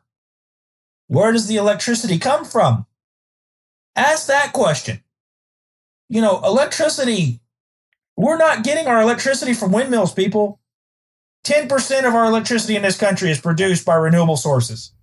It's not coming from those sources. 60% of electricity in the United States of America comes from fossil fuel, whether that be coal, natural gas, oil. That's where your electricity comes from. 10%. So I actually had a fun little experience this morning with one of my coworkers, and actually kind of one of my neighbors too. He was parking his electric van and plugging it into the electric charger at work, because our California company, we have electric vehicle parking spots with chargers, and it's completely free for the coworkers who have electric vehicles. I was like, oh, so when are they going to put the gas pump in for us? He's like, no. That's it. All this power came directly from solar. Wink, wink. I was like, yeah, I guarantee you it did not. 10% of it did. Yeah, I mean, it's a small portion, but BTU, I don't know what I think they're running lignite off of Lake Bryan, but I don't know the exact numbers of where all their electricity comes from. I know they don't buy back electricity from homeowners, residential solar systems, because I looked into it. Yeah, I looked into getting solar on my house, and I like the idea. Don't get me wrong, but if BTU or my BTU, my utility company, isn't willing to buy back energy that I overproduce, then it doesn't really make a difference for me, because I'm not really going to save any money. They're still going to be charging me a monthly fee for, my sanitation and for my water. If I can't completely offset that amount, then it doesn't really make sense. And it doesn't also make sense why they're not buying it back, because then they could use that for another house. But that's neither here nor there.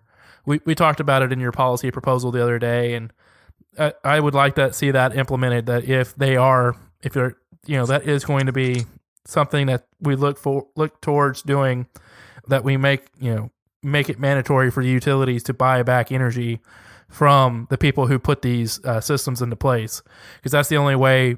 The tax credit's great, but actually making money off the utility company for putting it in is another great incentive for homeowners to put in a solar system. But that's neither here nor there. So we talked about it briefly, the XFL. You said you actually got to watch a few of the games. I was pretty busy this weekend. I got to watch the Saturday games. I didn't get to watch the Sunday games because I got called out to a rig. So, for any of you guys who forgot or haven't paid attention, I do work in oil and gas. So I'll admit that I have a bias towards the oil and gas industry because I work in oil and gas. It's how I make a living. It's how our father made a living, and it's how a lot of other people make a living. So, when you're talking about when Bernie Sanders comes out and says that he wants to end us being a energy exporter on day one, he's going to sign it, basically saying, I'm not, if we produce more oil than we need, I'm not going to allow oil companies to send it overseas. Well, guess who that, they want to always argue that Donald Trump is at the beheld of Vladimir Putin. Well, guess who that benefits? Guess what other country produces a lot of oil? Russia. And that's going to benefit Putin. Saudi Arabia, Venezuela. Because now, Iran, Iraq. All those EU countries who have an option to buy oil from us, instead of buying it from Russia, now they're going to go back to buying it from Russia.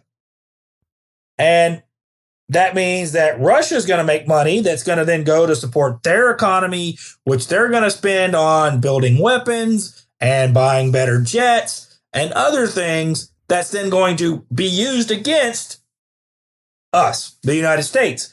So this is not what is in our best interest. We want the EU buying oil from us and not buying oil from Russia. So, okay, back to the XFL. I did get to watch the first two games. So I watched the Houston Roughnecks and their game, and I watched they played LA which Houston whopped LA. I mean, it was the Houston quarterback. The kid's name is, I think, PJ Tucker. I think he played his college ball at Temple.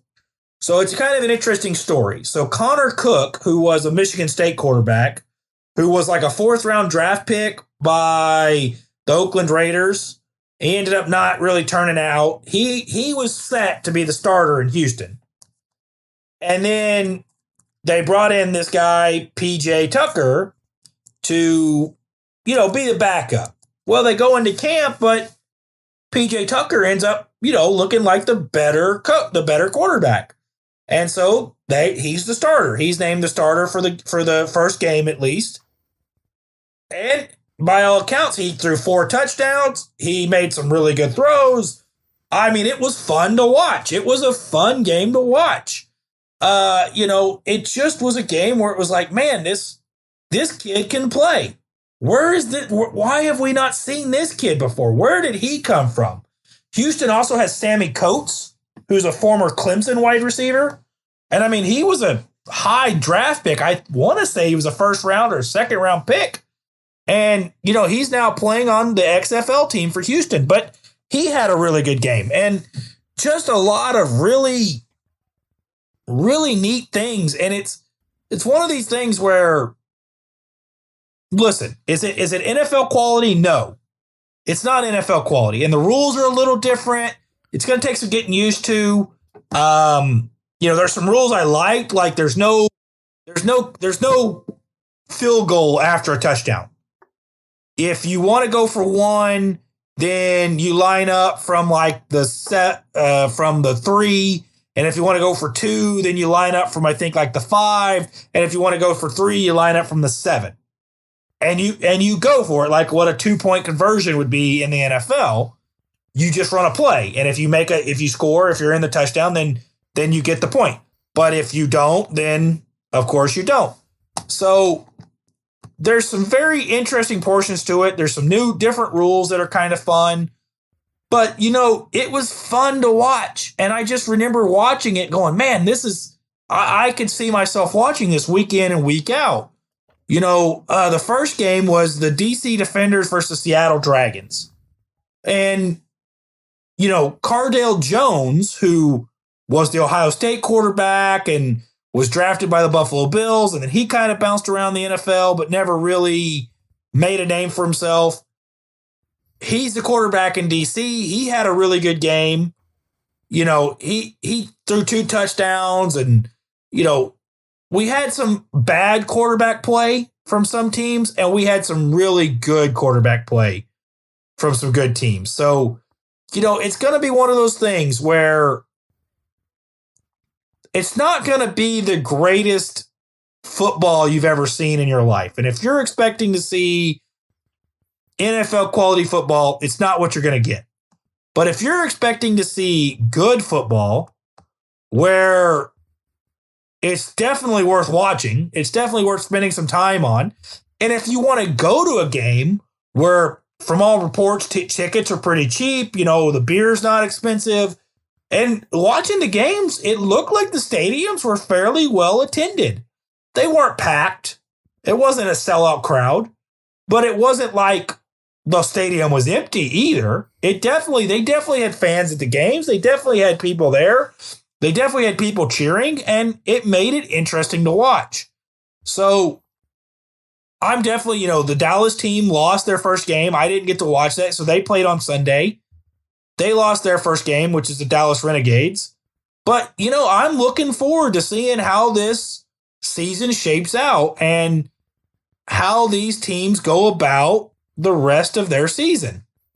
And seeing how it works. And from all kids, I was really excited last year by the AAFL or AAFL. I actually really liked it. I mean, I watched most of the games. I was entertained by it, but unfortunately they ran out of money about 3/4 of the way through the season.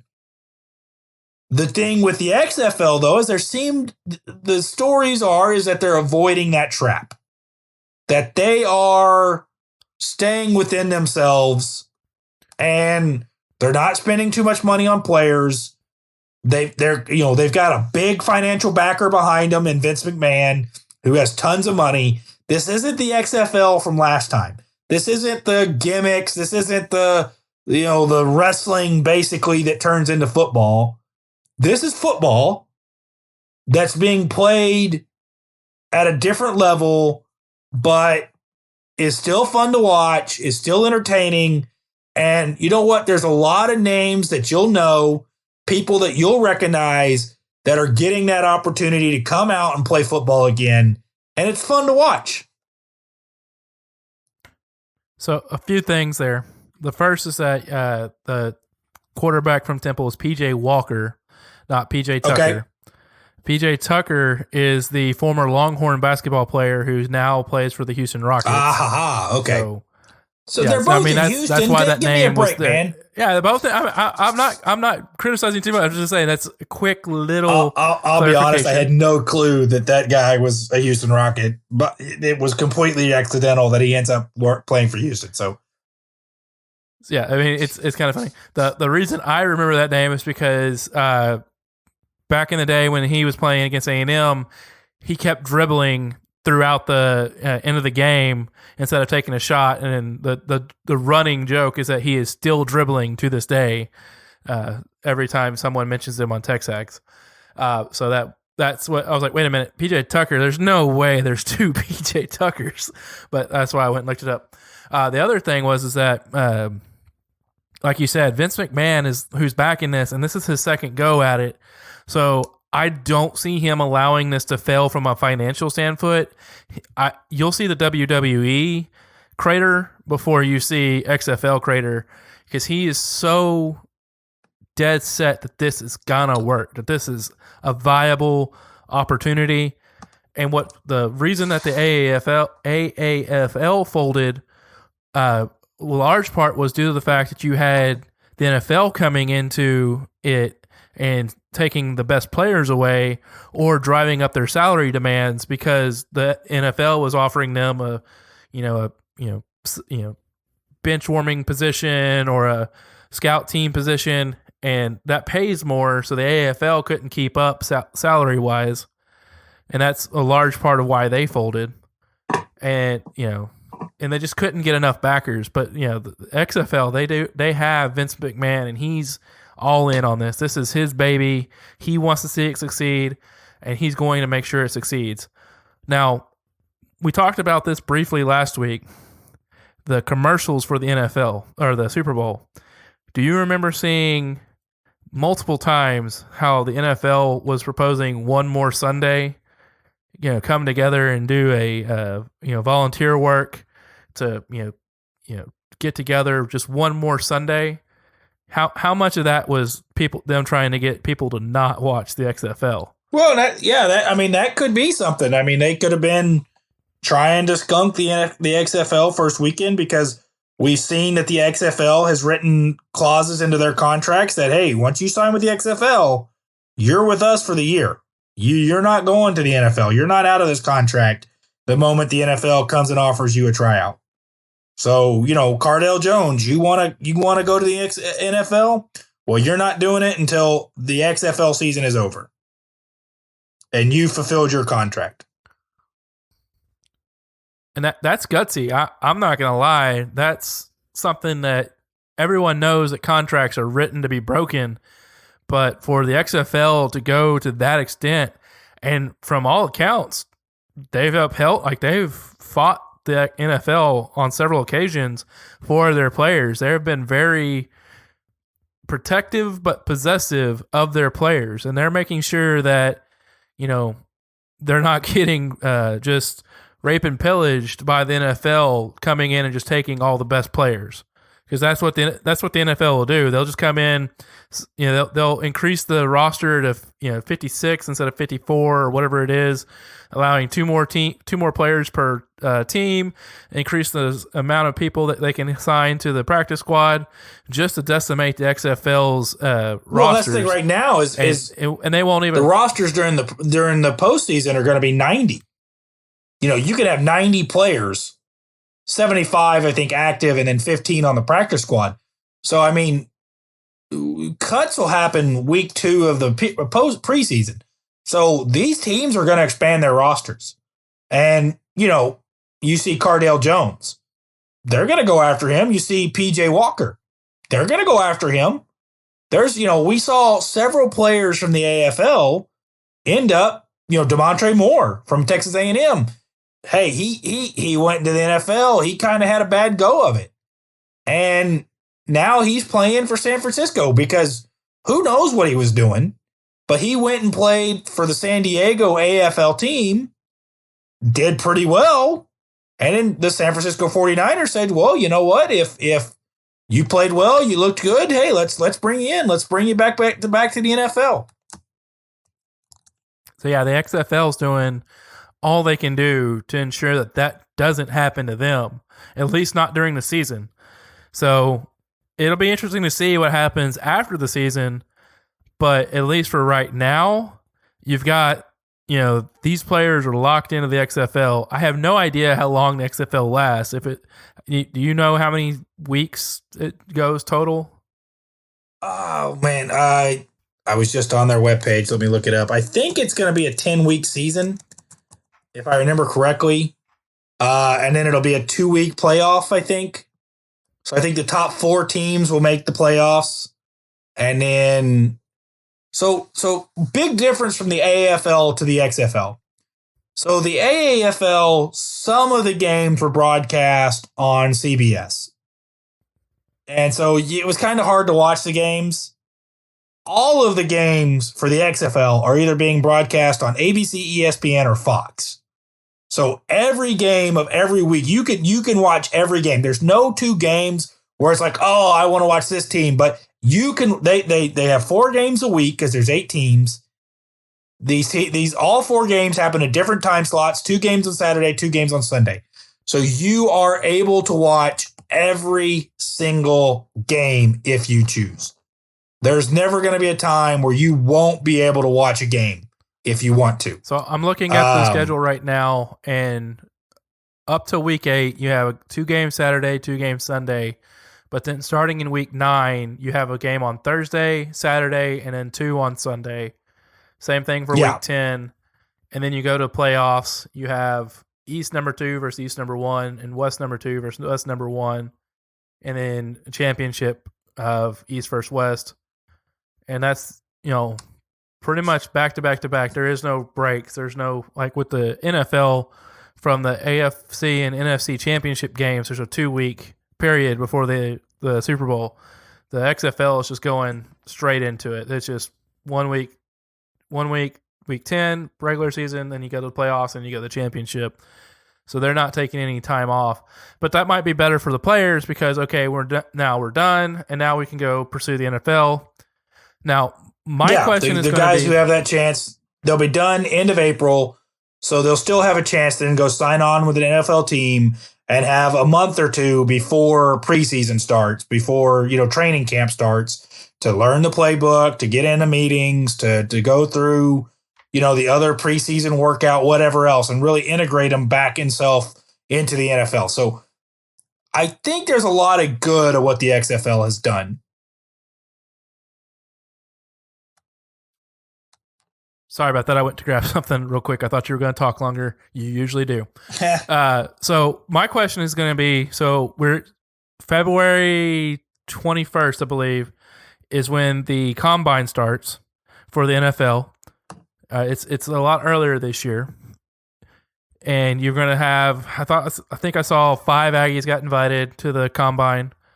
And, a lot of teams got a lot of players invited. I think the SEC had close to 100, and the next closest league was like 50 something. But the NFL combine's coming up, and that'll be a lot of chatter is going to come out because of that. But what will happen with the XFL and their players? Will the NFL draft and then the XFL draft right after them and be like, okay, the NFL drafted, they took the however many players they're going to take, and now it's our turn, and we're up on the boat, and then you're going to have players that normally the undrafted free agents, they're now going to have the opportunity to either go try to make an NFL roster or sign with the XFL and see what they can do there, or will the XFL wait a while and wait for the cuts from the NFL roster, the week 2 when the roster cuts start happening, and then do their draft? What do you think's going to happen there? Have you seen? So the last XFL draft took place in October. So that was after the NFL season had already started, and we were a couple weeks into the NFL season. So what I think will happen this year is we'll have another XFL draft, and this will be the players who said, okay, I'm not going to get onto an NFL roster. I'm not going to be on an NFL team this year. So I'm willing to go say, I'm not going to play the NFL this year. I'm going to go sign with the XFL. Once the draft occurs, then these players are put in a pool. The teams are, eligible to draft again. Of course, their draft is held via conference call. Maybe in a couple years, we'll get it to where it'll be a televised event. But it's also a little bit different because instead of being just a pure round by round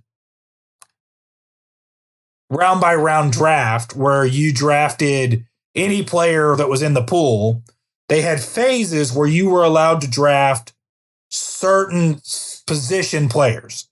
So phase 1 was skill position. So the first thing that was the first round was quarterbacks. That was it. Everybody got their quarterback. And then, that was their tier 1 quarterback. Then they went into the skill positions. There was 10 round of skill position draft. So this was each team got to draft running backs, wide receivers, tight ends, or other quarterbacks that they saw need.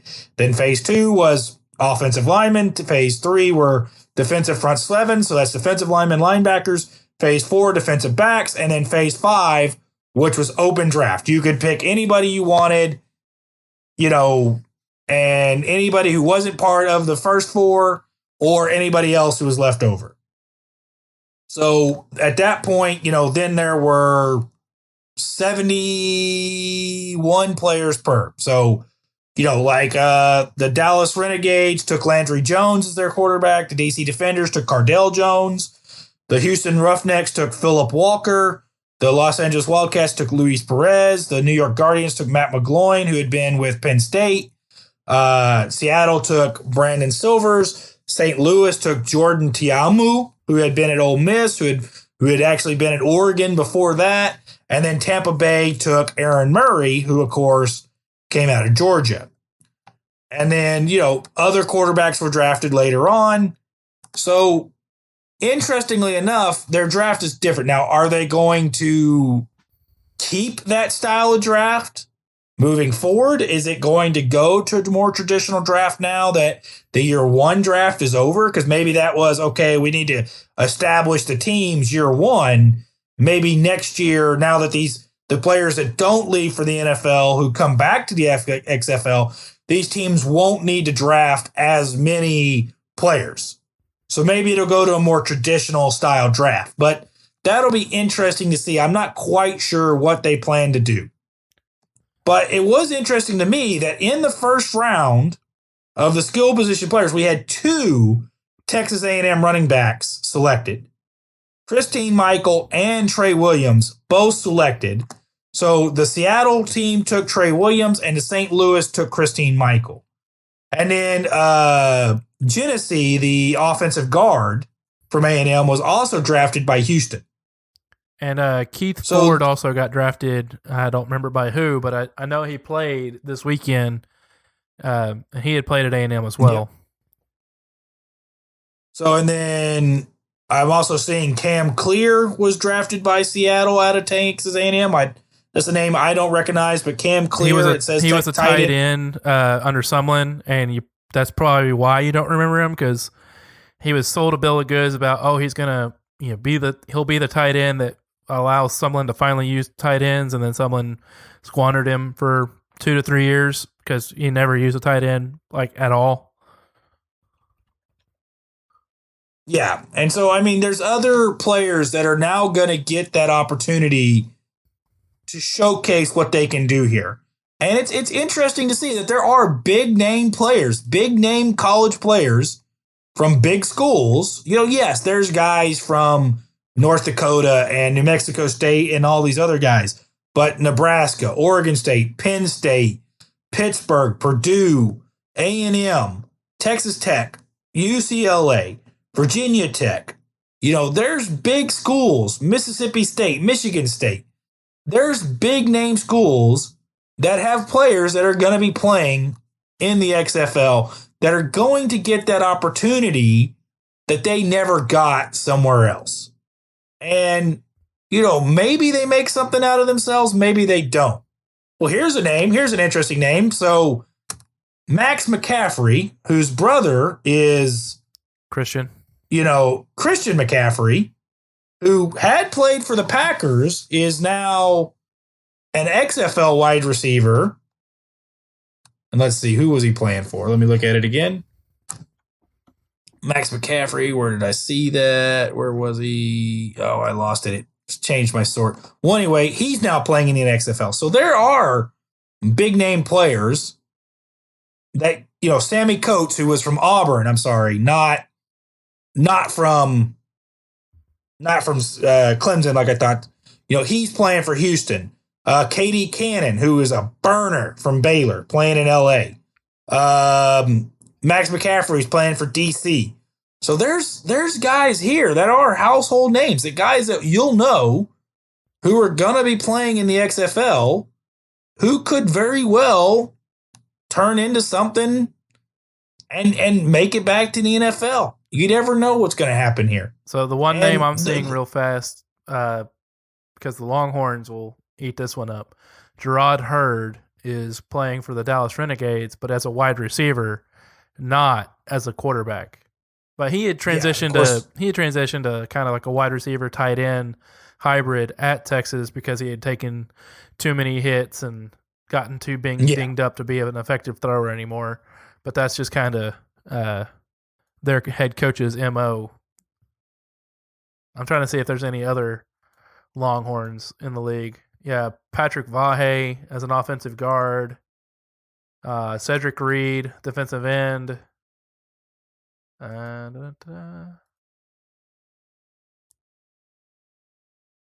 might be it. Nope, Kent Perkins as a tackle for St. Louis. Which St. Louis got not one but two Aggie running backs. They got Christian Michael and Keith Ford. So that's pretty interesting. So anyway, there's going to be some big name players who are going to get a shot. And it is good football. Now, week one, there were some less than stellar moments, I will say. But it is, a lot of these guys have not played football in a little bit. They've been sitting on their butts. So give them a few weeks to really come back into their own. Give them a few weeks to really figure out what they're doing and see then what happens. Because you really never know. Oh, here's a name for you. Vinny Testaverde Jr. Name recognition alone. There you go. I mean, Daddy played in the NFL. So, I mean, and listen, these guys aren't making a ton of money. They're not, right? They're just not making a ton of money. But they are getting a chance to play. And for a lot of these guys, it's a chance to do something they love, make some money doing it. And you never know. It gives them that opportunity to get back in the NFL. And for us, you know what? It's more football. It's something to watch right now. It's something to see and to be happy with and enjoy. And you never know what could come of it. Yeah, it'd definitely be interesting to see what happens. I definitely am interested to see if the NFL is going to embrace it or if they're going to continue trying to squash it. So right now, it feels like they're trying to squash it, but I would love to see them embrace it and make it a true development league. Go put your draft picks in there, let them play in that league for the 10 weeks. See how they play at that level, and then bring them up to the NFL. Now, I understand that's a lot of injury risk that they place on that when that happens, but it'd be interesting to see if the NFL were to truly embrace it, kind of like the NBA has with the G League and the MLB has with their minor league system. It just gives these smaller markets an opportunity to have a opportunity to go watch, potential future stars, and embrace that little community and have fun. I know that. Well, I know minor to league be baseball fair, is quite a bit of fun to go watch. the only city that has an XFL team that doesn't have an NFL team is St. Louis. So Tampa Bay, Seattle, New York, LA, Houston, Washington, D.C., and Dallas all have NFL teams. So every city other than St. Louis who had an NFL team up till a few years ago has an NFL team. So it's not like these are markets. So that was one thing the AAFL did. They were in markets that didn't have NFL teams. So that was Orlando, San Antonio, San Diego. These were, Memphis, cities that did not already have an NFL team. So like you said, it then gave those communities an opportunity to embrace a team. Whereas each one of the XFL is already in a city that has, the New York team is playing in MetLife Stadium. They're literally playing in the same stadium that the Giants and the Jets play.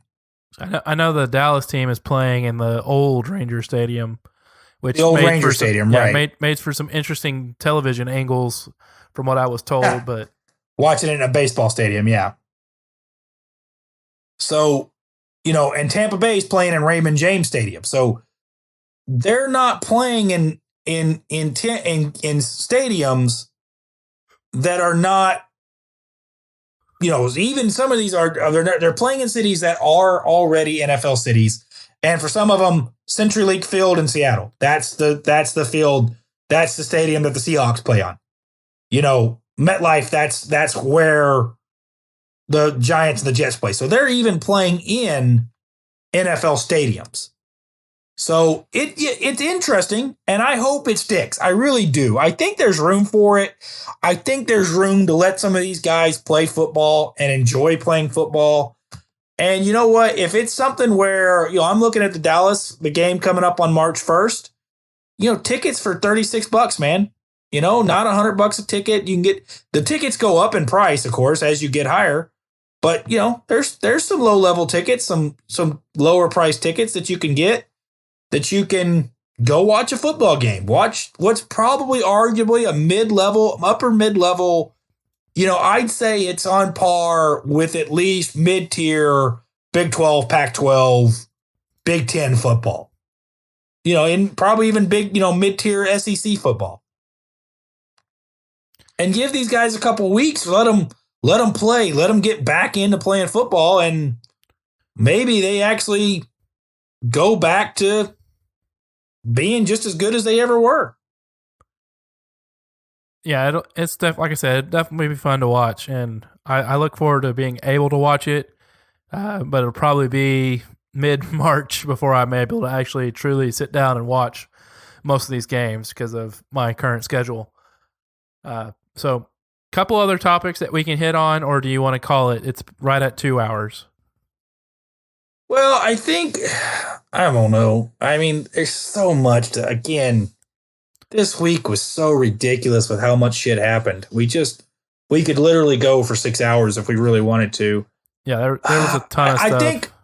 I think the one thing I wanted to bring up, so we talked about Vindman for a minute, but there was another kind of military story that happened, which was, so Pete Buttigieg claims that he's a veteran, and that he did spend time in Afghanistan. He did deploy. But there's a new story coming out. So Mike Cernovich was kind of the one who broached this, that maybe his military service wasn't as much as what he makes it out to be.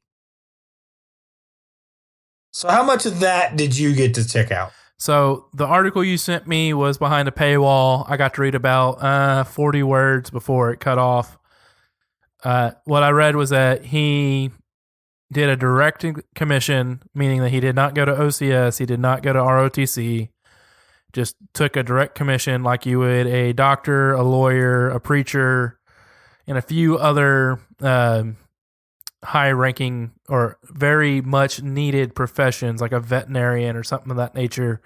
Somebody who's already got their license to be able to do something of that nature, and the military needs those people so badly that they just offer them an immediate captainship. They don't even have to be a lieutenant ever. They can immediately become a captain and join the military straight without ever having to go through any training. An 03, because captain is not the same in every... True. An Army captain, a Navy lieutenant, and captain in every other branch other than the Navy, because the Navy has to be different. Exactly, yeah. The Navy has to change its thing just a little bit. So, yeah. So he joined that way and then went overseas and did some paperwork while in Afghanistan, but never really got out of the fob. So, yeah, he was there, and there was the potential of being under fire, but not really. Well, and he wasn't there for very long, is what I see. That he was basically there long enough to be considered deployed. Now, we've never deployed, so okay, he's got us on that. We have no room to talk. But there is the fact that he's making it out that he's this hardened veteran, when it doesn't really look like he is.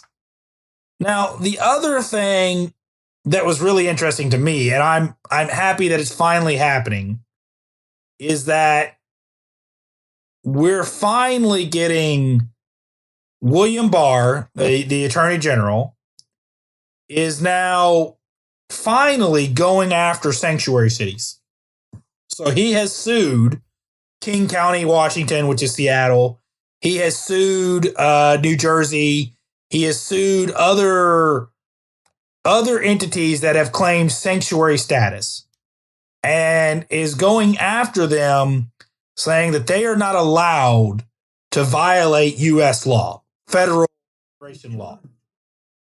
So the hope here is that we will finally get to a point where these sanctuary cities who are destroying our ability to enforce immigration law, who are allowing very bad immigrants who should not be allowed to stay in the country to stay and are hurting their own citizens in the process, he's finally going after them, finally going to say it's time for them to follow U.S. law, that that sanctuary is not, the 10th Amendment, the Supremacy Clause says if the United States government says it's so, then it is. That anything that's not specifically listed can then be decided by the states. But if there is a federal law, then that law must be adhered to by the states. The states cannot choose to not adhere to a federal law. Now, is that going to take Colorado and a few other of these states who've legalized marijuana to task as well? Because I thought Trump had said to, ignore those states. But I could be wrong. So they are currently deciding not to prosecute federal. So the crime of marijuana possession is still a federal offense. But they have said we will not prosecute citizens of these states who are within these states of the federal offense, that we're going to basically let the state decide. So the Trump administration has basically said, it is against federal law, but we're going to decide not to prosecute it. It's kind of what Obama did with DACA, kind of under the same terms there. He said, "Look, we're not going to seek to deport this certain class of illegal immigrants.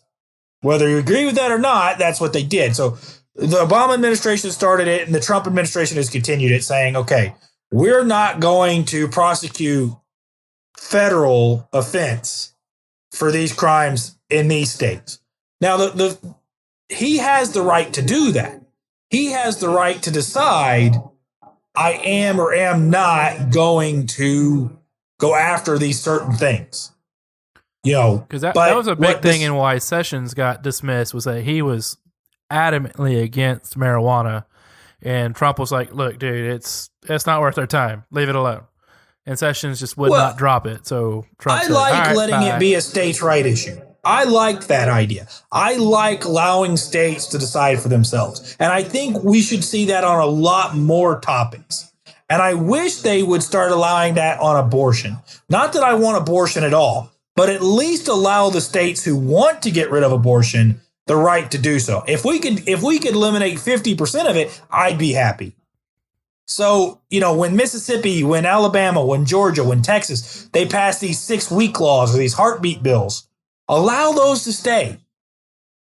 But of course, what happens is it goes to the Supreme Court, and the Supreme Court then judges it versus Roe v. Wade. And I'm hoping that we do get the court flipped enough that we're able to overcome Roe v. Wade. There is no constitutional right to abortion, but I like what they're doing here by allowing this to be a states' right issue, by allowing the states to decide for themselves and allowing their citizens to vote on these things to say, yes, we want this, no, we don't. And you know what? That's fine. Let Colorado have weed. If they think it's great, and if you want to smoke weed, move to Colorado. And if you don't like it, if you live in Colorado and you don't like that, hey, come on down to Texas. All right, so let's circle it back to the sanctuary cities. So why is it that it's okay for them to not prosecute the marijuana, but they're going to go after? Is it because it's a city doing it and not the state that is allowing the sanctuary status? There are sanctuary states, because California. So here's the thing, right? If the federal government has looked at these states and said, okay, we agree not to prosecute this. But the federal government is actively trying to prosecute these immigrants who are in the country illegally. They're actively trying to go find these. But what's happening is like King County says, okay, you can't use our airport to do deportations. And that you can't, we're not gonna help DHS. So DHS, ICE, is allowed to go into California. This California is ignoring their requests for detainers on, illegal immigrants who are arrested. They're doing certain things to avoid informing DHS or ICE that these immigrants are there. What the federal government is saying, what Trump is saying, what Bill Barr is saying is that, look, if we choose to enforce a law, you have to comply with our enforcement of it. So we are choosing not to enforce the law when it comes to marijuana. This is the federal government saying, okay, we're not going to enforce this law. They have the right to do that. But they don't have the right, what a state doesn't have the right, is to choose not to obey a law that the federal government is enforcing. So if California, or if the federal government, if Trump said tomorrow, look, I don't care anymore, all marijuana is illegal, Colorado would no longer have a choice. It would be illegal in the state of Colorado. It would then immediately become that these people could be prosecuted. Now, the state of Colorado may say it's not a state offense, we're not going to prosecute them within the state. But if a federal prosecutor came in and started prosecuting, then it would be perfectly legal for that to happen. So in this case, the federal government is attempting to prosecute illegal immigrants in these states, in these counties, in these cities, and the cities are not allowing them to. It is not up to the city or the state whether or not the federal government is allowed to do so. And for me, this is a slam dunk. This is a slam dunk lawsuit. The Constitution in the 10th Amendment literally says that the federal government has supremacy over the state governments. Yeah, my issue there is just the fact that they're picking and choosing which laws to go with and which state rights they're choosing to allow and not allow. But I'm okay. I'm all for immigration control. Like we've both discussed this multiple times. I believe that they should come here legally and do it the right way. And I'm all for immigrants that come here the right way. And we've even proposed, checkpoints where they can come to just like the old Galveston and Ellis Islands. Mm-hmm. But that's just if you're going to have states' rights, you got to have it. You got to have it both ways. You can't pick and choose what's good for you versus what's not good for you. So that's where I stand on that. That's like, if you're going to do it for one, you got to do it for the other. The president has the right because the DOJ is part of the executive branch. The president has a right to say that we're going to prosecute certain things. We're going to prioritize certain crimes and not prioritize others. Right? The president has that right. He has the right to tell the FBI, hey, I want you to vigorously, go after these types of crimes and not vigorously go after these types of crimes. That's well within his right. But what the states don't have the right to do is then say, we don't care what you want. We're going to choose what you can and cannot prosecute. So I understand where you're coming from on the state rights issue, that, if you're going to give states rights, then give states rights. And when it comes to marijuana, that's one of the things where I would say, okay, this is, each state can choose for itself. But when it comes to immigration, that's not what happens in California stays in California.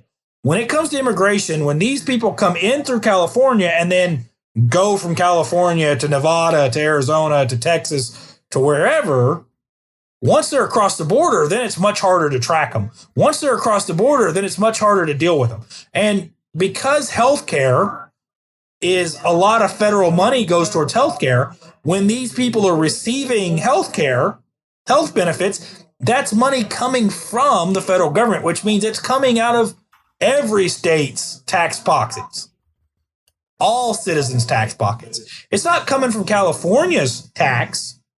It's coming from everybody. So this doesn't just affect California, whereas marijuana is more of a local issue. It's only an issue that really, like in Colorado, marijuana only really affects Colorado. And if Colorado is willing to pay for the repercussions of that, then fine, that's on them. But what we have to know is that, immigration is not the same type of issue. It is an issue that affects everybody in the country. And it's also when we have certain states that are allowed to just choose what not to do. What else could they choose not to enforce? Could they choose not to enforce sex trafficking laws? Could they choose to not enforce slavery laws? Could they choose not to enforce what all could we choose not to enforce? And Colorado's not really paying, they're getting paid. They're making a ton of money off the tax revenue. We've also seen some negative ramifications, right? We've seen their auto accident rate has gone up. Yes, they're making a ton of tax revenue, which is great. Fine. But there's other ramifications of it. It's not just, they're making tax revenue and that's it. We have seen negative ramifications of it, but fine. They're choosing to live with that. I would say a good example would be gambling. So you have it legalized in Louisiana, Mississippi, Nevada, Oklahoma, but only on reservations. Let's see. And a few other states that have reservations, but those aren't, it's not statewide. It's only based on, the Indian reservations, which are technically sovereign nations. So they can make their own rules and do whatever they want on their own sovereign nation land. But, you do have states like Louisiana and Mississippi and Nevada that have legal gambling. Now, that could be where, they quit prosecuting illegal gambling on the state level, and then because right now I think it's the federal level is what's keeping it from being more prevalent across all the states. I know Texas has this weird, they all have the lottery system, but going to an actual casino is different. So first of all, there's no U.S. law. There's no federal law against gambling. There's a federal law against. There was against online. Sports gambling was online gambling. So sports gambling is legal if it's within, if you live within the state, you're within the state, and you're, the gambling, it's when money is going across state lines. That's the issue. So it's not. They just recently allowed sports gambling to start happening at the federal level, because before that it was only allowed at in Vegas. So now it's actually allowed. This is allowing you to, from one state, place a bet with a casino in another state. That's what's allowed. So sports gambling in Las Vegas was always allowed. They bet on sports all the time in Vegas, in New York City, in New Jersey. You could bet on sports. It was legal. You just couldn't place a bet from Texas in Louisiana.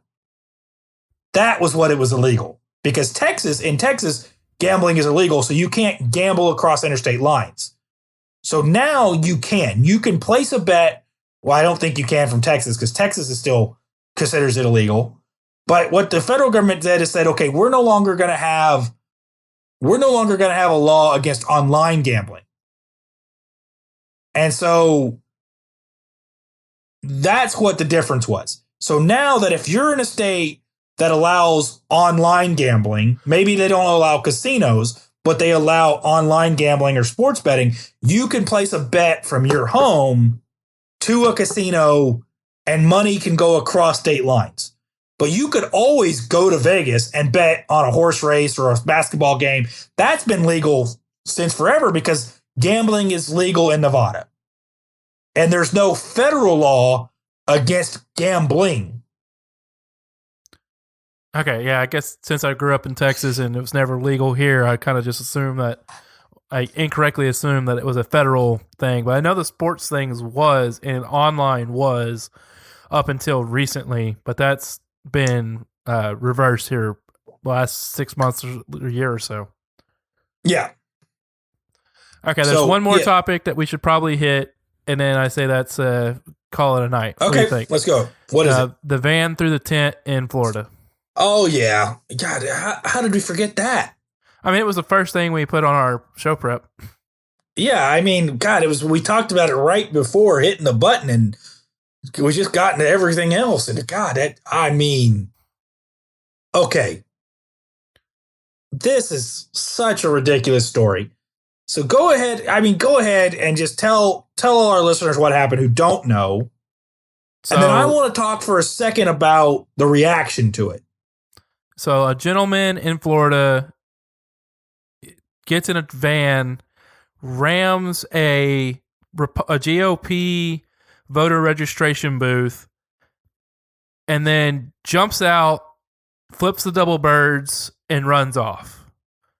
Doesn't hurt anybody that I remember. That doesn't hurt anyone. That luckily didn't kill anybody.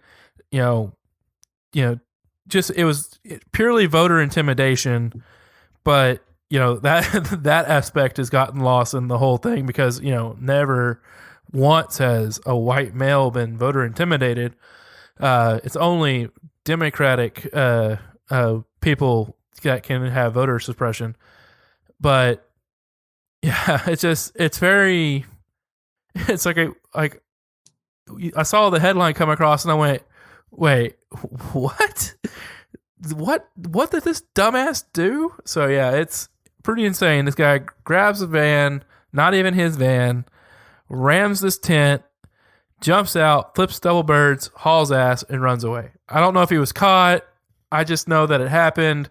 And, the local GOP was like, we're not going to stand for this. The state level GOP in Florida is like, this is, we're just going to come out and, it's stronger than ever. And then even Trump, recognized it and said, we've got to ensure that, we don't allow this sort of behavior to intimidate us. So, and I mean, the sad part of this is, okay, let's imagine for 2 seconds that this was a MAGA hat wearing guy who went plowing through a Democrat voter registration booth, or a Black Lives Matter group, or the Women's March, or any other of the liberal. We've seen Antifa this week be crazy too.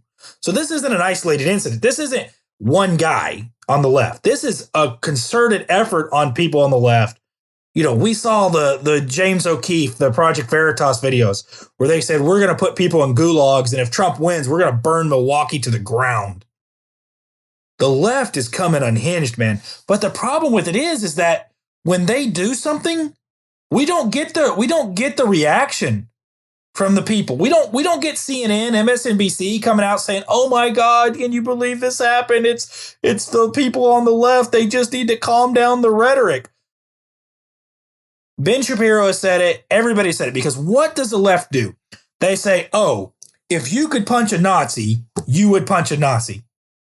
Oh, and everybody who voted for Donald Trump, Pete Buttigieg said this, Mike Bloomberg has said this, Elizabeth Warren has said this, that anybody who voted for Trump is a Nazi. So what does that mean? Well, if it's okay to punch a Nazi, it's okay to kill a Nazi, and everybody who voted for Trump is a Nazi, that means you could kill or punch or whatever you want to say anybody who voted for Trump.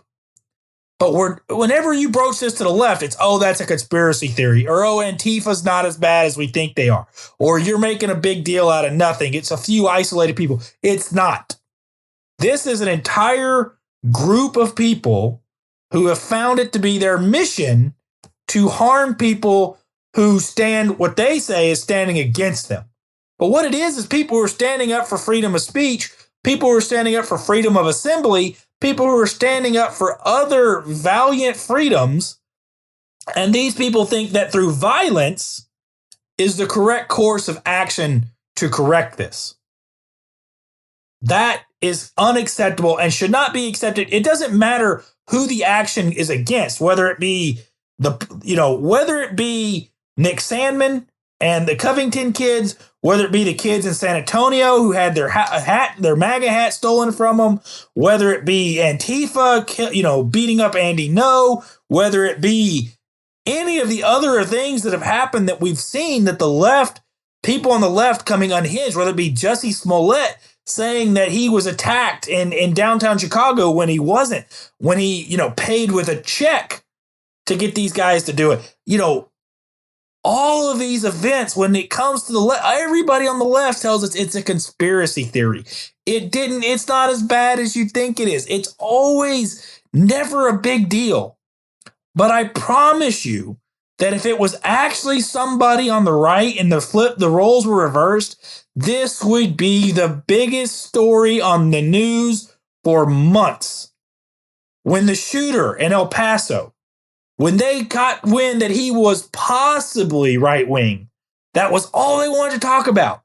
It wasn't about how many people died. It wasn't about who they were. It wasn't about those stories. It was about this guy was a Trump supporter and he wrote this manifesto and he was a racist.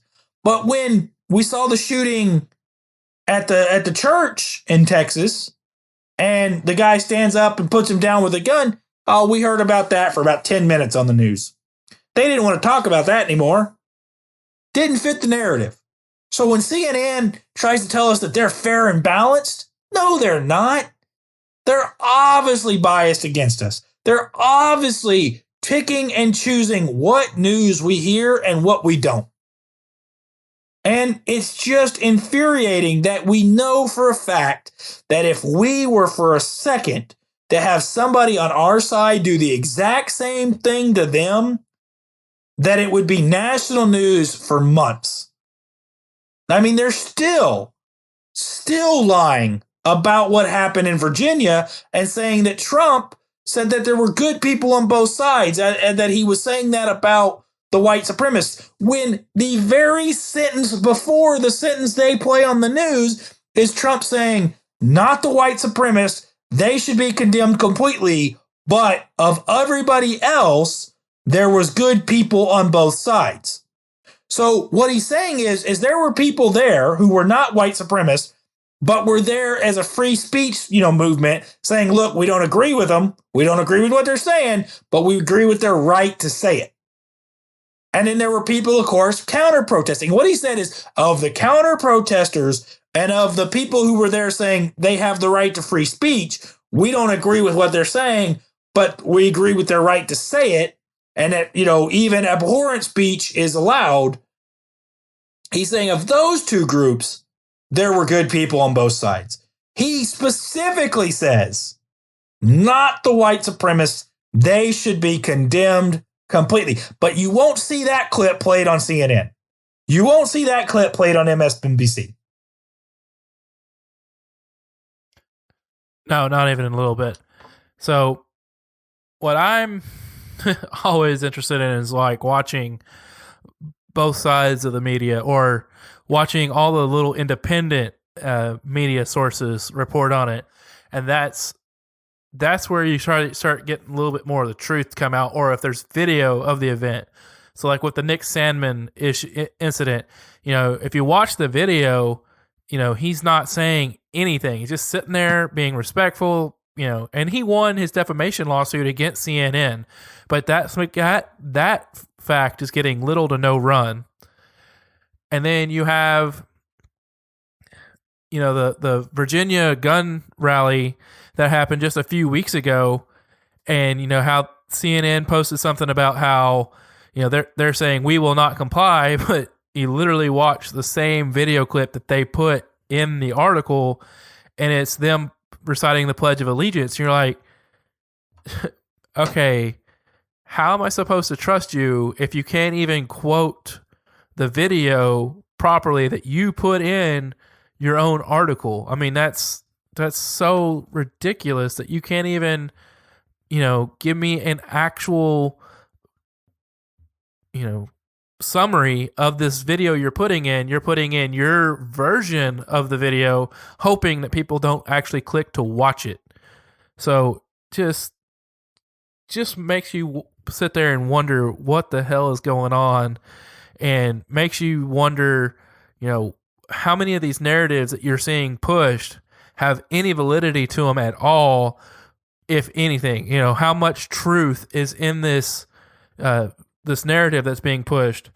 And it's making me start to think that there's not a whole lot of validity to any of these narratives anymore. But I do do my fact checking. I do watch other independent sources, and I try to get the best possible view that I can, not just through one lens. I try to look through it through as many lenses as I can.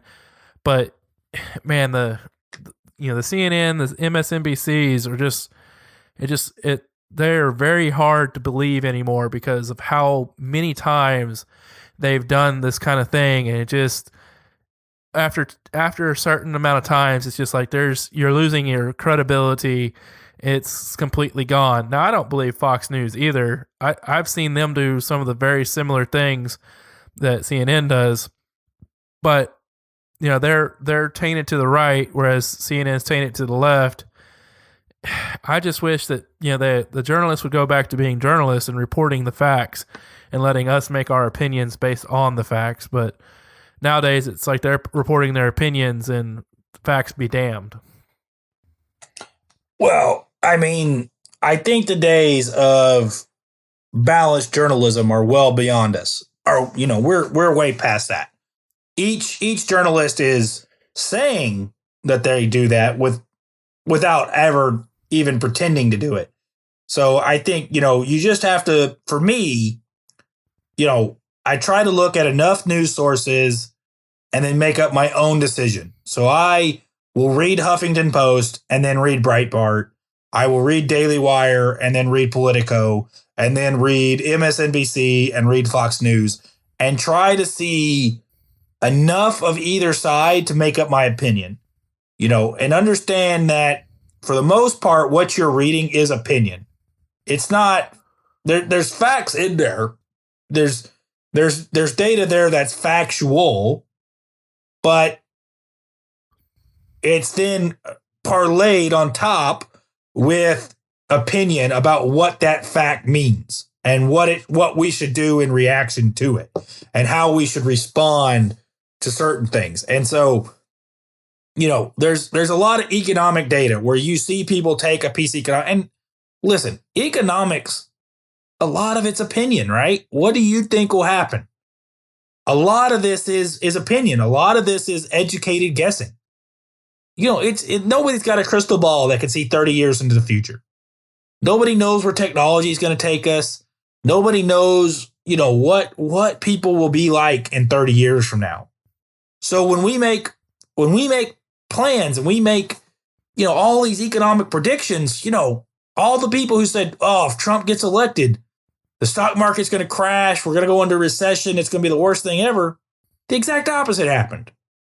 And there was very highly regarded financial gurus and economists who all said the same thing. And because they were making a decision based on their opinion. And because they thought Donald Trump was the worst thing ever, they thought that, him winning the presidency would be bad for the country. Turns out it wasn't. So, we can all make opinions. There's a few known truths, which is that, giving people more freedom, giving more people more choices, giving people more power, putting the consumer in control of their lives is always usually beneficial. There's times it's not, but that's very, very, very, very, very, very, very, very, very, very, very, very, very, very rare when putting the consumer in power is not beneficial. So we talked about my renewable proposal, which basically what it is that in the current subsidy system, whether it be healthcare, whether it be education, whether it be renewables, we're artificially flipping the power dynamic in the market from the consumer to the supplier, because the supplier is who holds the key to the subsidy. When you go to healthcare, that subsidy is held by the insurance companies. When you go to education, that subsidy is administered by the schools, by the financial aid departments. And when you go to renewables, it's the manufacturing companies, the installation companies, the power companies. They're the ones that hold the key to those subsidies, not you. You can't just pay yourself that money. You have to go through these people. So that changes the power dynamic in these markets. And what does it do? It raises cost overall, because it doesn't raise the cost of the end consumer because they're getting the subsidy, but it raises overall cost, which eventually will raise cost to the consumer.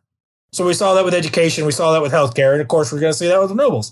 Number two is it defeats the purpose of customer service, of appeasing your consumer, because your consumer doesn't have a choice. What are they going to do about it? You can treat them like shit. You don't need them to be happy. You just need them to want that subsidy. As long as they want that subsidy, you've got them. You've got them coming to you because you can get them that subsidy and they can't go anywhere else. They're screwed. They can't get it on their own. If they just buy solar panels, if you just go buy solar panels right now and you put solar panels on your house, you go to Amazon, you buy solar panels, you install it yourself, you're not getting a subsidy. You have to go through these people to get it. If you go to a library and you read a bunch of books, you buy a bunch of books from Amazon, you read them all and you learn all this information, you're not getting a subsidy. You're only getting a subsidy is if you go to the university and you take out financial aid through them.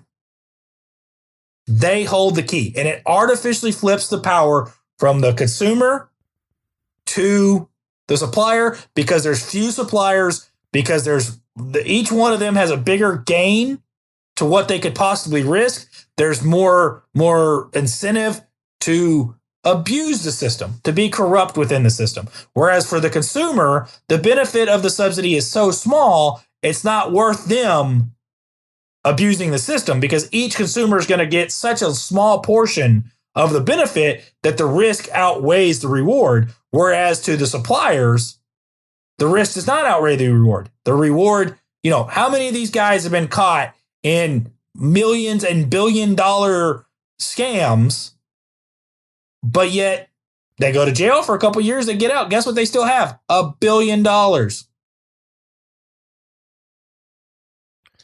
Yeah, it's insane. So speaking of one of these, I just saw Trump tweet and it was 10 minutes ago. It's crazy. 15 minutes ago now, about Roger Stone being locked up and up to 9 years in prison for him. And he's like, this is horrible and very unfair situation. The real crimes were on the other side. As nothing happens to them, cannot allow for this miscarriage of justice. And then the other thing is going back to something we talked about earlier with Antifa. Are you following the gentleman called the Resistance? I believe that's what he goes by. No, the persistent. Sorry, the persistent Yeah, Scott Pressler. Scott Pressler. Yeah, Have you seen something like he's getting protested for cleaning up in San Francisco and Seattle? yeah, because he's Antifa's doing. like actually like trying to bully him from being able to actually go out and clean. They're claiming that he's anti-homeless. That's their new thing. That is just ridiculous. He's literally volunteering his time, getting armies of volunteers to go out and sweep streets up, and they want to protest this. I mean, you can't make this shit up, people. I mean, you literally can't. You cannot. This is unfathomable. He's spending his time flying around the country, gathering donations. We saw what he did in Baltimore. We saw what he's done in LA. You know, this is a man who's dedicated his life to helping other people, and now because he supports Donald Trump, if he was a diehard Bernie bro, they'd love him. But because he wears a MAGA hat while doing it, God, he's got to be evil. Yeah, it's insane. But he's getting a pretty cool award. He's going to be, let's see, he's going to be at CPAC 2020. So that's pretty cool that he's getting recognized. And you know, he's a very big proponent for Trump. I mean, it's kind of fun to watch him, and he'll go and rally the vote and get these people to really start registering to vote. He's doing a lot like what Candace Owen is doing, and showing these minority communities that all this rhetoric about Trump and Trump supporters is false. We're not all Nazis. We don't all hate black people. We don't all hate minorities. And that, you know what? And when we can actually start talking to these people and talking to them about what the policies Trump has put in place has done for them. Van Jones said, look, if you're a Democrat, you got to be scared because Trump can actually go talk to these minority groups and show that he's done something. When, oh God, oh man, okay. We got to talk about one other thing. I just remembered. Did you watch any of the Dem debate? I actually, when you brought it up earlier, I was going to say, of all the things that happened this week, I never even heard a word about the Dem debate. Okay. In the Dem debate, how low a rating that shit has. This is probably the most honest moment of her life that she wishes she could have back. Elizabeth Warren on the debate stage literally said the words, and I mean, this is verbatim. My Democrat friends on this stage who say they care about the minority communities, but it seems they only care about them when it's time to get elected. She literally let the cat out of the bag. She literally said what the Republican Party has said about Democrats for years. She admitted to it. The Democrats only care about the minority communities when it's time for them to get elected. I mean, if this is not a Trump campaign. I'm sorry, Ross, you cut out. Okay. Can you hear me? You still there? Yeah, I'm here. Can you hear me? Hello. Ross. Hello? Yeah. Hold on 1 second. You there? Yeah, I'm here. Okay. I switched you from speaker back. Okay. Luke, you're gonna start over. So we're just gonna pause for a second here, give it a clean break, and we'll start back where we were. Okay. Pausing now. No, don't actually pause it. Just stop talking for 10 seconds because Luke said when we stop, we got to give him actually hit pause, but some then time so he has where he can cut it. Okay. So stop for 10 seconds so that there's a clean break, and then Luke can pick it up and start back where we were.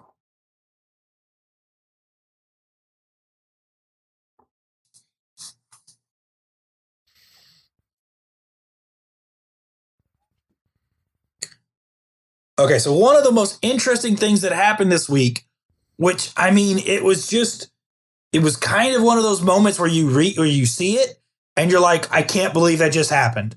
Elizabeth Warren, during the Democratic debate, honestly said, and I mean, she came out and I couldn't believe she said it when she said it, but she said, Democrats only care about black people or about minorities when it's time to get elected. She literally admitted to what Republicans have been saying about Democrats for years, which is that the minority voters, that Democrats don't care about you. They just want your vote. That's all they want. They're not actually out to help you. They just want you to vote for them. Elizabeth Warren literally said during the debate stage that the Democrats on that stage only cared about minorities when it was time to get elected. I mean, thank you for finally admitting to that fact. And I hope that Trump has that on a campaign ad in the next 10 minutes. So I didn't watch the Dem debate because, like I said, I honestly didn't even know about it. Didn't hear anything about it. And this might be why I didn't hear anything about it. They wanted to suppress that audio clip. But did she for real say that? Wow. That's wow. She for real said it. I mean, that's what we've been talking about a lot lately, is how, these three main groups, the Democrats are fighting so hard, tooth and nail, to keep under control. The African Americans, the Latino, and the LGBTQ. They know that if they can control those three minority groups, that they can win elections.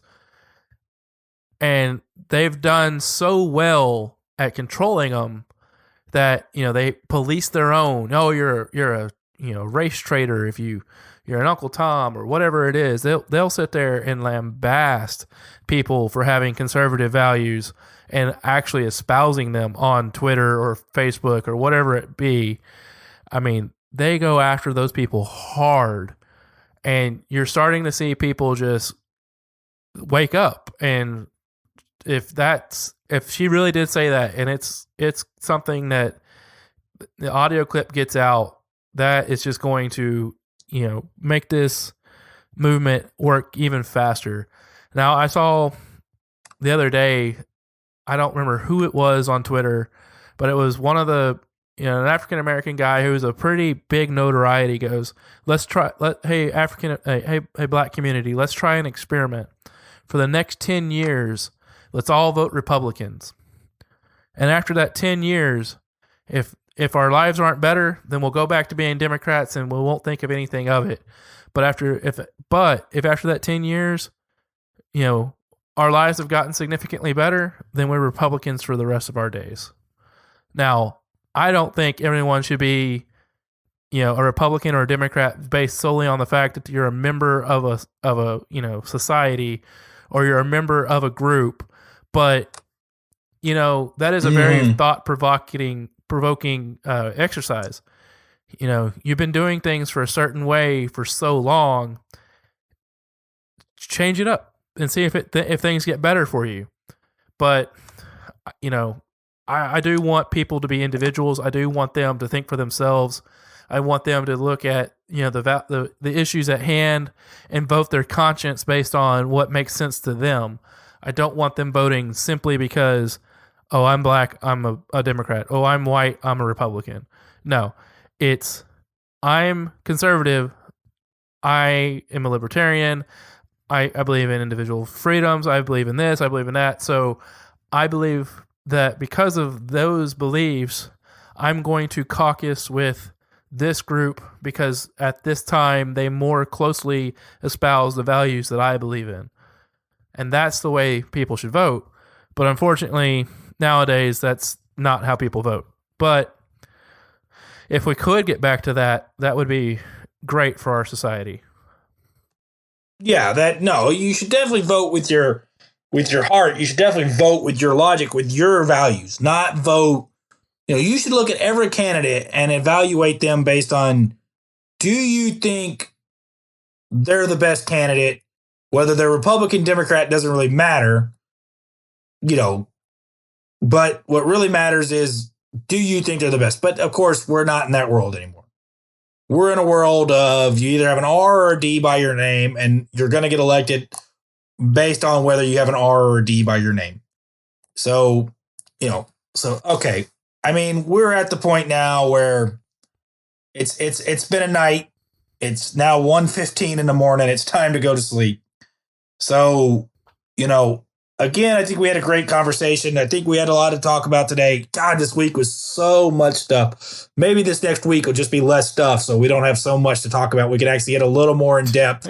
But I did want to mention we have two really big interviews coming up this week. So the first interview we have is this Thursday. We have Michael Baker, who is the president or chairman of Texas Log Cabin Republicans. So they've been refused a table. We talked about this extensively last week.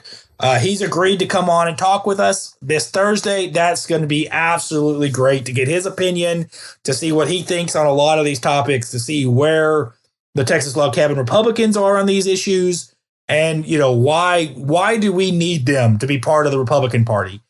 Then on Saturday, we have a guy that you actually are bringing in. So why don't you tell our audience who we're going to have Saturday? So it's Sunday, not Saturday. Sunday. Yeah. The gentleman goes by Status Culture on Twitter. He's a very big proponent of Brexit. I don't know where he stands in the movement, but I know that he is very heavily on Twitter, has had his own podcast in the past, and just a very big proponent of anti-socialism, anti-China, and thinking for yourself and leaving the Liberal Party, and being a conservative because that's what's right for him. And he's very much a voice in the Brexit movement, and I'm looking forward to getting to talk to him about a few different items. I know China is a very big item he really wants to talk about, so we'll definitely be talking China and a few other things about anti-socialism and stuff of that nature. So, we have our interview up from our interview with Rep. Landgraf. Please go listen to that. It's a great interview, especially if you live in Texas, especially if you're a voter in Texas. There's a lot there for you guys, when it comes to the Robin Hood Act, when it comes to the Texas teacher retirement system. There's a lot of good information there. Of course, Brooks Landgraf, the 81st District of Texas Representative, Odessa area. Go take a listen to that if you get a chance. Of course, listen to all the different shows on Zero Gravity Media, at Zero Gravity Med on Twitter, zero-gravity-media.com if you're going to want to go through the web domains. Of course, you can find us on SoundCloud. You can find us on iTunes. You can find us on all the other streaming services you want. We're working on getting up on Spotify. We'll be up there in a couple weeks. Make sure you're sharing this. Put this on your Twitter. Put this on your Facebook. Put this on, hell, I don't care. If you still got a MySpace, put it up on there. Let people know where we are. Let people know how to listen to us. Make sure they're getting a chance to listen to us. Make sure they're, being a part of that SBU family and hearing what we have to say.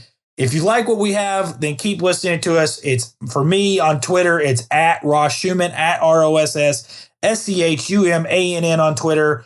Kyle, go ahead and tell them where you are. I'm at Outlaw FDT08, and you can find us there, or you can go to zero-gravity-media.com and go to the SchuBros Unfiltered tab for shows. Both of our Twitter handles are there. And then you can follow all the social media for Zero Gravity Media. Most of the times it's under Zero Gravity Med. Look us up on SoundCloud, like Ross said, on iTunes, hopefully here soon Spotify, because I know a lot of my friends have been asking me, why aren't you on Spotify? So we're working on that. It should hopefully be done, like Ross said, a couple weeks from now. That'll be a very big step for us. And, we're just continuously making movement forward, keep getting good, more and more, and very good guests willing to come on the show. So we're definitely look forward to having those on and presenting, them to you, the listener, dear listener, as Russ loves to say. Definitely looking forward to some of these interviews coming up. It's been a pleasure getting to reach out to these people and talk to them, and hopefully you're enjoying it. And let us know at any time if there's any subject matter that you want us to talk about. shoot me or Ross a text or a Twitter, a tweet, a direct message if you follow us. A tweeter, as my wife says. I'm showing my age, 34. But yeah, reach out to us and tell us what you want to hear about. And as time permits, we'll get to it. Hopefully we don't have yet another extremely busy week with so much to talk about. But, we'll definitely take whatever subject matter that you put forward into our rotation and talk about it as time permits. All right, guys. So that's going to be it for us this week. Well, thank you all so much for listening to us. Thank you for spending so much time with us. I know it was a lot to get to this week. God, it was so much. Maybe we'll have a less hectic week coming up, but who knows? Maybe it'll get even more hectic. So thank you so much for listening, everybody. Thank you so much for staying with us. And again, keep on keeping on with us and keep letting us know what you like, what you don't. We'll keep trying to get better every week for you. Thank you so much for listening and have a great night. Gig 'em and God bless. Y'all have a good night. All right, everybody.